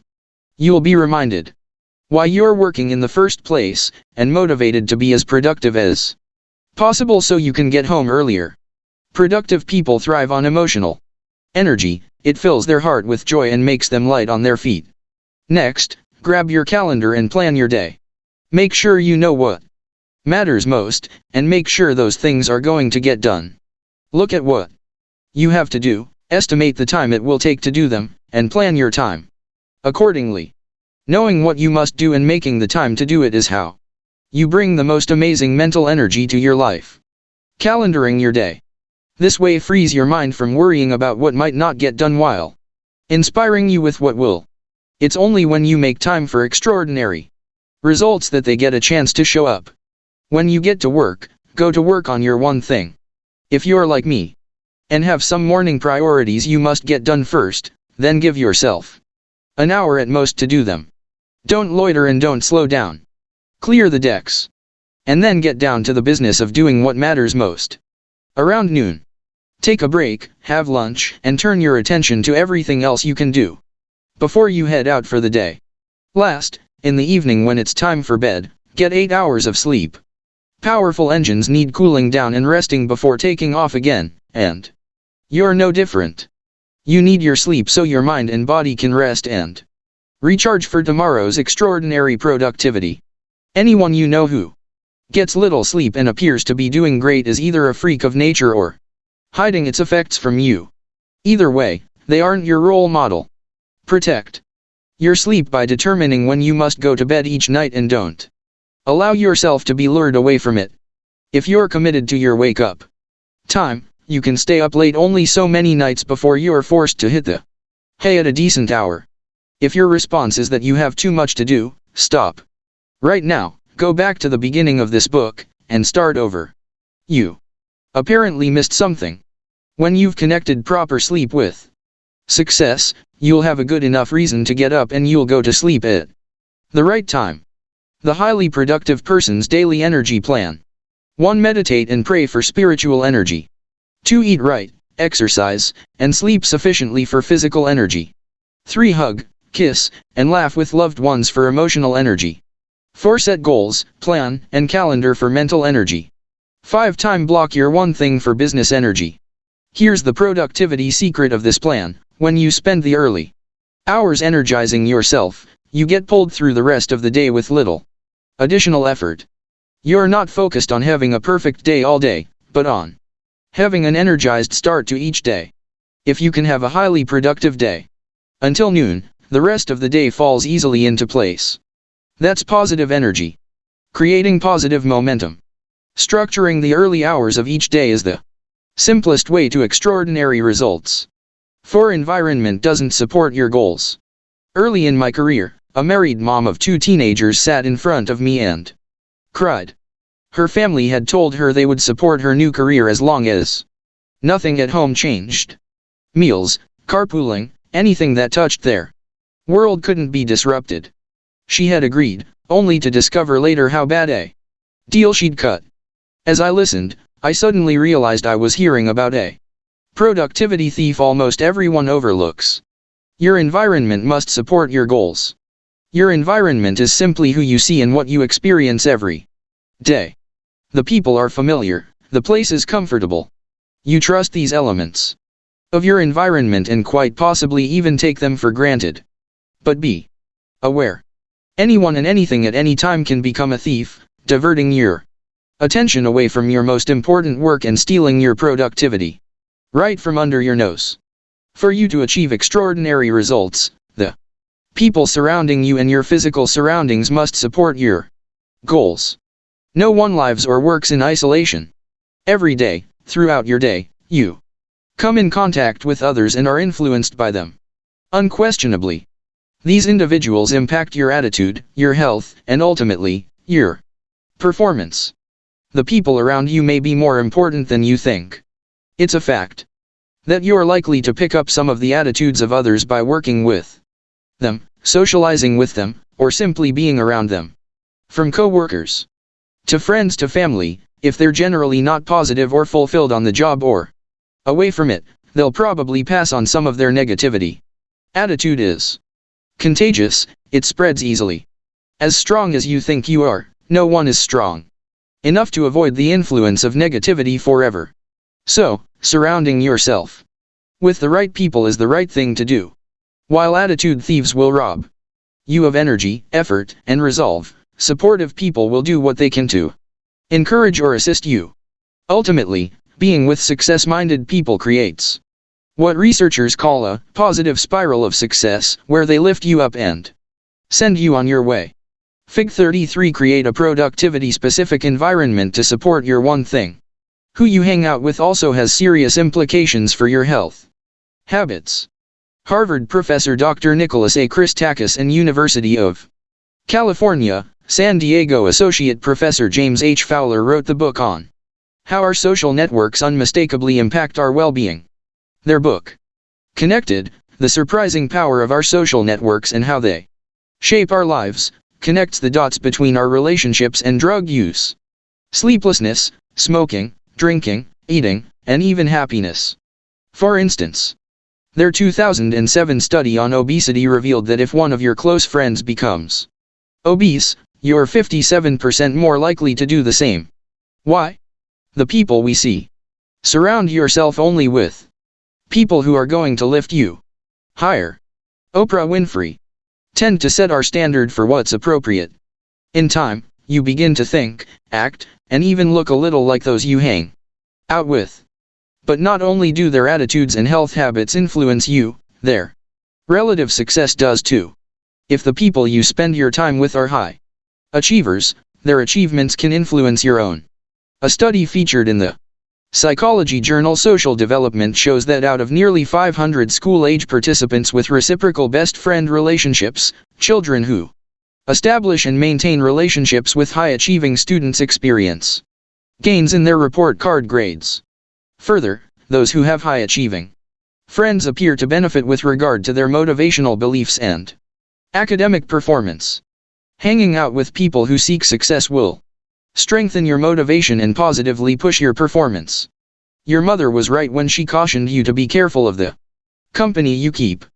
The wrong people in your environment can most certainly dissuade, deter, and distract you from the productivity course you've set out on. But the opposite is also true. No one succeeds alone and no one fails alone. Pay attention to the people around you. Seek out those who will support your goals, and show the door to anyone who won't. The individuals in your life will influence you and impact you probably more than you give them credit for. Give them their due and make sure that the sway they have on you sends you in the direction you want to go. If people are the first priority in creating a supportive environment, place isn't far behind. When your physical environment isn't in step with your goals, it can also keep you from ever getting started on them in the first place. I know this sounds oversimplified, but to succeed at doing your one thing you have to be able To get to it, and your physical environment plays a vital role in whether you do or not. The wrong surroundings may never let you get there. If your environment is so full of distractions and diversions that before you can help yourself you've gotten caught doing something you shouldn't, you won't get where you need to go. Think of it as having to walk down an aisle of candy every day when you're trying to lose weight. Some may be able to handle this easily, but most of us are going to sample some sweets along the way. What is around you will either aim you toward your time block or pull you away. This starts from the time you wake up and continues until you get to your time block bunker. What you see and hear from the time your alarm rings to when your time block begins ultimately determines if you get there, when you get there, and whether you're ready to be productive when you do. So, do a trial run. Walk through the path you'll take each day, and eradicate all the sight and sound thieves that you find. For me, at home it's simple. Things like email, the morning paper, the morning TV news shows, the neighbors out walking their dogs. All wonderful things, but not wonderful when I have an appointment with myself to accomplish my one thing. So, I check off email quickly, I never see the paper, I keep the TV cabinet closed. And I choose my driving route carefully at work, I avoid the community coffee pot and the information boards. They can come later in the day. What I've learned is that when you clear the path to success, that's when you consistently get there. Don't let your environment lead you astray. Your physical surroundings matter and the people around you matter. Having an environment that doesn't support your goals is all too common, and unfortunately an all too common thief of productivity. As actor and comedian Lily Tomlin once said, the road to success is always under construction. So don't allow yourself to be detoured from getting to your one thing. Pave your way with the right people and place. Big ideas. 1. Start saying no. Always remember that when you say yes to something, you're saying no to everything else. It's the essence of keeping a commitment. Start turning down other requests outright or saying no, for now, to distractions so that nothing detracts you from getting to your top priority. Learning to say no can and will liberate you. It's how you'll find the time for your one thing. 2. Accept chaos. Recognize that pursuing your one thing moves other things to the back burner. Loose ends can feel like snares, creating tangles in your path. This kind of chaos is unavoidable. Make peace with it. Learn to deal with it. The success you have accomplishing your one thing will continually prove you made the right decision. 3. Manage your energy. Don't sacrifice your health by trying to take on too much. Your body is an amazing machine, but it doesn't come with a warranty, you can't trade it in, and repairs can be costly. It's important to manage your energy so you can do what you must do, achieve what you want to achieve, and live the life you want to live. 4. Take ownership of your environment. Make sure that the people around you and your physical surroundings support your goals. The right people in your life and the right physical environment on your daily path will support your efforts to get to your one thing. When both are in alignment with your one thing, they will supply the optimism and physical lift you need to make your one thing happen. Screenwriter Leo Rawson pulled everything together for us when he said, "I cannot believe that the purpose of life is to be happy. I think the purpose of life is to be useful, to be responsible, to be compassionate. It is, above all, to matter, to count, to stand for something, to have made some difference that you lived at all. Live with purpose, live by priority, and live for productivity. Follow these 3 for the same reason you make the 3 commitments and avoid the 4 thieves because you want to leave your mark. You want your life to matter. To get through the hardest journey we need take only one step at a time, but we must keep on stepping." Chinese proverb. 18. The journey, one step at a time, may be trite, but it's still true. No matter the objective, no matter the destination, the journey to anything you want always starts with a single step. That step is called the one thing. I want you to do something. I want you to close your eyes and imagine your life as big as it can possibly be. As big as you have ever dared to dream. And then some. Can you see it? Now, open your eyes and listen to me. Whatever you can see, you have the capacity to move toward. And when what you go for is as vast as you can possibly envision, you'll be living the biggest life you can possibly live. Living large is that simple. Let me share a way you can do this. Write down your current income. Then multiply it by a number, 2, 4, 10, 20, it doesn't matter. Just pick one. Multiply your income by it, and write down the new number. Looking at it, and ignoring whether you're frightened or excited, ask yourself, will my current actions get me to this number in the next 5 years? If they will, then keep doubling the number until they won't. If you then make your actions match your answer, you'll be living large. Now, I use personal earnings only as an example. This thinking can apply to your spiritual life, your physical conditioning, your personal relationships, your career achievement, your business success, or anything else that matters to you. When you lift the limits of your thinking, you expand the limits of your life. It's only when you can imagine a bigger life that you can ever hope to have one. The challenge is that living the largest life possible requires you not only to think big, but also to take the necessary actions to get there. Extraordinary results require you to go small. Getting your focus as small as possible simplifies your thinking and crystallizes what you must do. No matter how big you can think, when you know where you are going and work backwards to what you need to do to get there, you'll always discover it begins with going small. Years ago, I wanted an apple tree on our property. Turns out you can't buy a fully mature one. The only option I had was to buy a small one and grow it. I could think big, but I had no choice but to start small. So I did, and 5 years later we had apples. But because I thought as big as I could, guess what? You got it. I didn't just plant one. Today we have an orchard. Your life is like this. You don't get a fully mature one. You get a small one and the opportunity to grow it if you want to. Think small and your life's likely to stay small. Think big and your life has a chance to grow big. The choice is yours. When you choose a big life, by default, you'll have to go small to get there.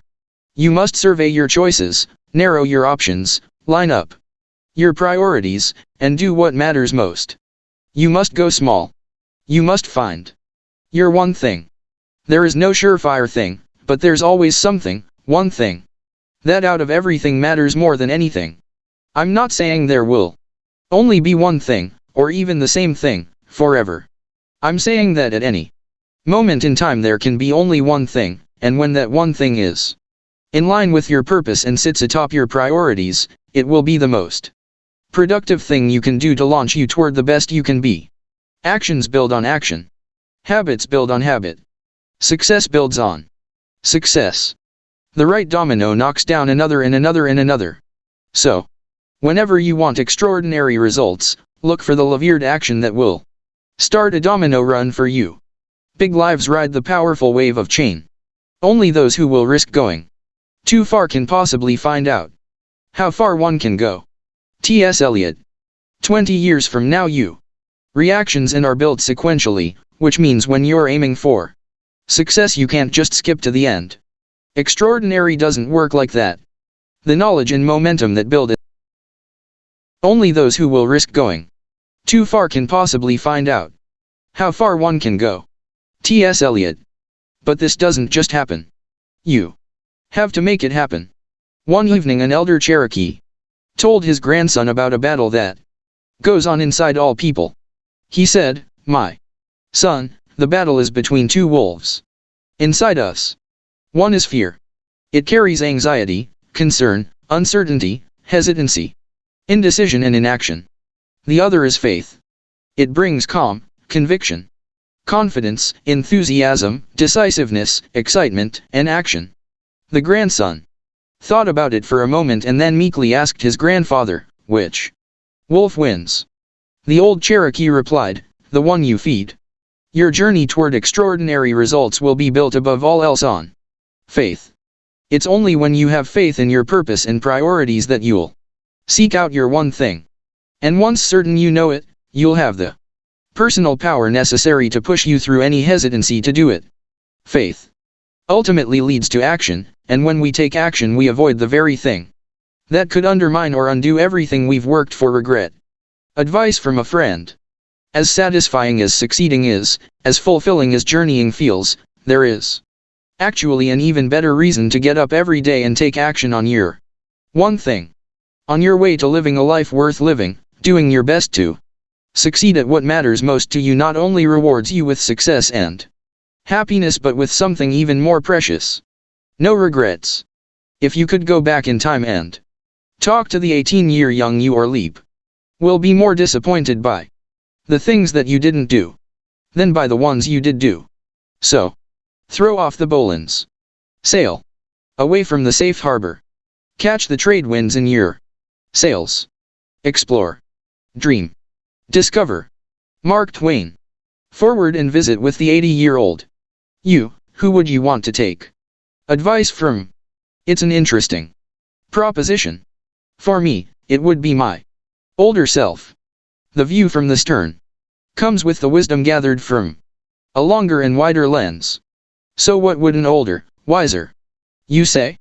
Go live your life. Live it fully, without fear. Live with purpose. Give it your all, and never give up. Effort is important, for without it you will never succeed at your highest level. Achievement is important, for without it you will never experience your true potential. Pursuing purpose is important, for unless you do, you may never find lasting happiness. Step out on faith that these things are true.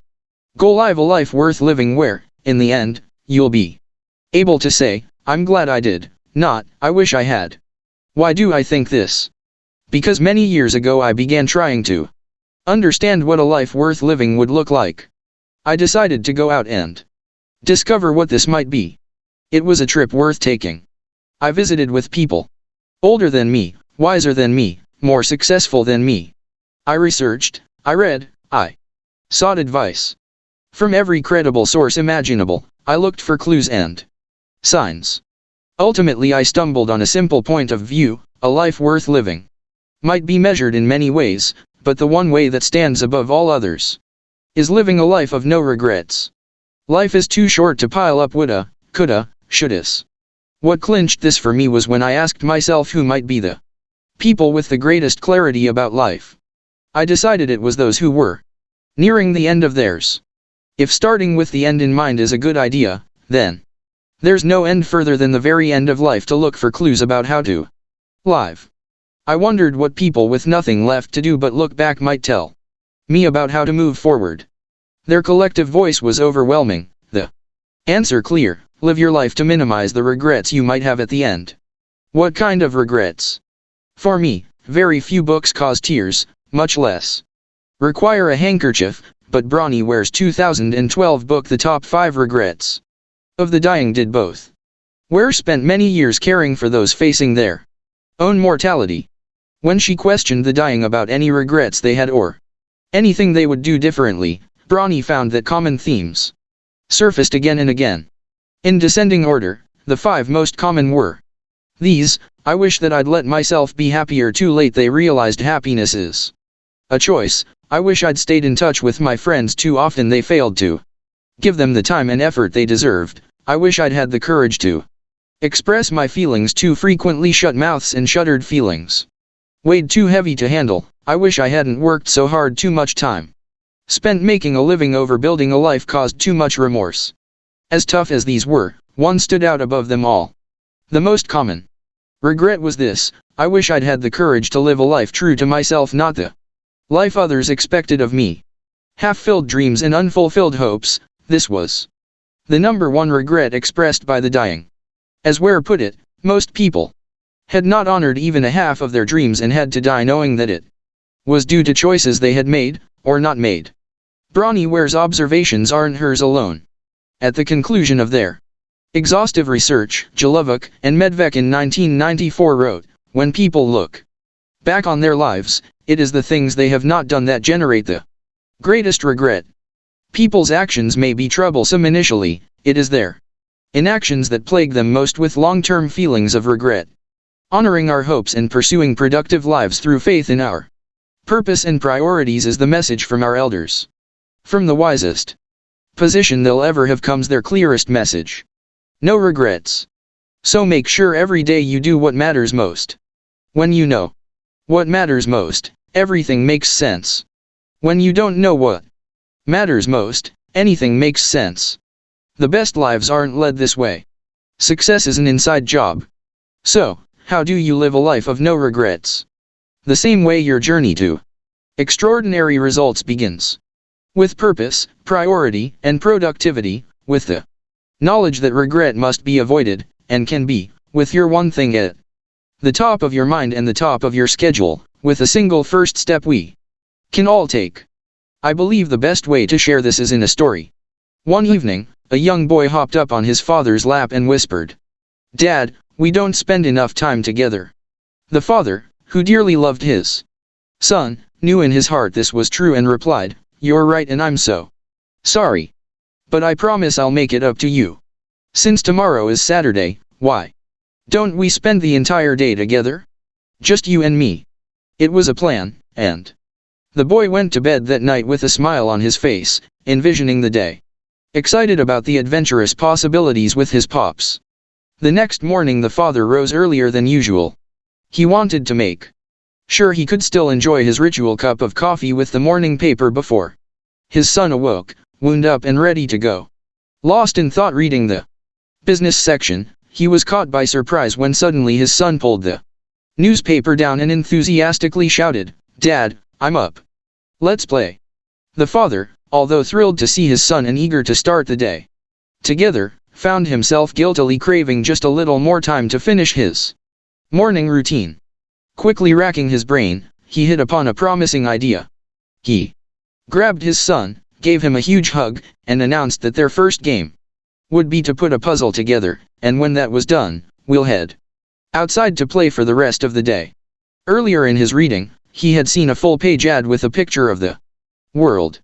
He quickly found it, tore it into little pieces, and spread them out on the table. He found some tape for his son and said, "I want to see how fast you can put this puzzle together." The boy enthusiastically dove right in, while his father, confident that he had now bought some extra time, buried himself back in his paper. Within minutes, the boy once again yanked down his father's newspaper and proudly announced, "Dad, I'm done." The father was astonished. For what lay in front of him whole, intact, and complete was the picture of the world, back together as it was in the ad and not one piece out of place. In a voice mixed with parental pride and wonder, the father asked, "How on earth did you do that so fast?" The young boy beamed. "It was easy, Dad. I couldn't do it at first and I started to give up, it was so hard. But then I dropped a piece on the floor, and because it's a glass-top table, when I looked up I saw that there was a picture of a man on the other side. That gave me an idea.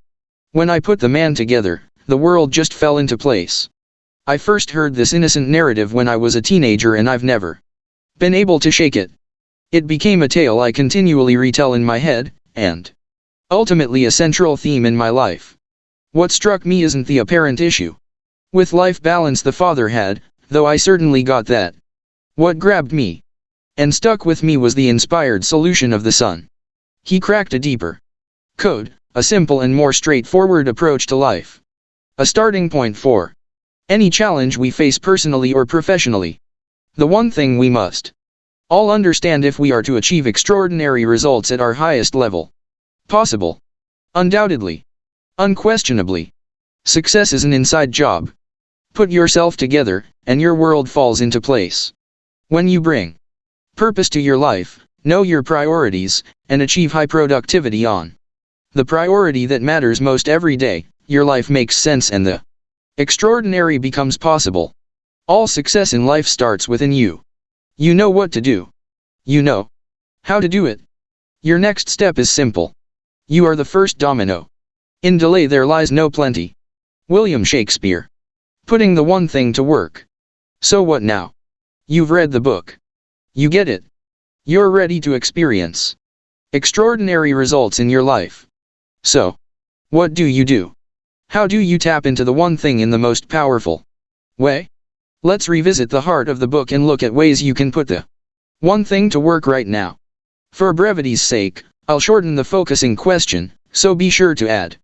Such that by doing it everything will be easier or unnecessary, at the end of each question. Your personal life.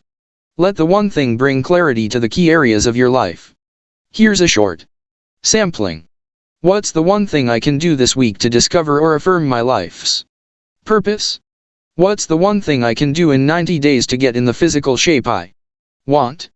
What's the one thing I can do today to strengthen my spiritual faith? What's the one thing I can do to find time to practice the guitar 20 minutes a day? Knock 5 strokes off my golf game in 90 days? Learn to paint in 6 months? Your family. Use the one thing with your family for fun and rewarding experiences. Here are some options. What's the one thing we can do this week to improve our marriage? What's the one thing we can do every week to spend more quality family time together? What's the one thing we can do tonight to support our kids' schoolwork? What's the one thing we can do to make our next vacation the best ever? Our next Christmas the best ever? Thanksgiving the best ever? Please know that these are simply examples. If they apply to you personally, then great. If not, then use them to prompt you to discover what areas you might explore that matter to you. And don't forget time blocking. Time block with yourself to make sure the things that matter get done and the activities that matter get mastered. In some cases, you'll want to block time to find your answer, and other times, you'll just need to block time to implement it. Now, let's go to work and see how you might take the power of the one thing with you. Your job.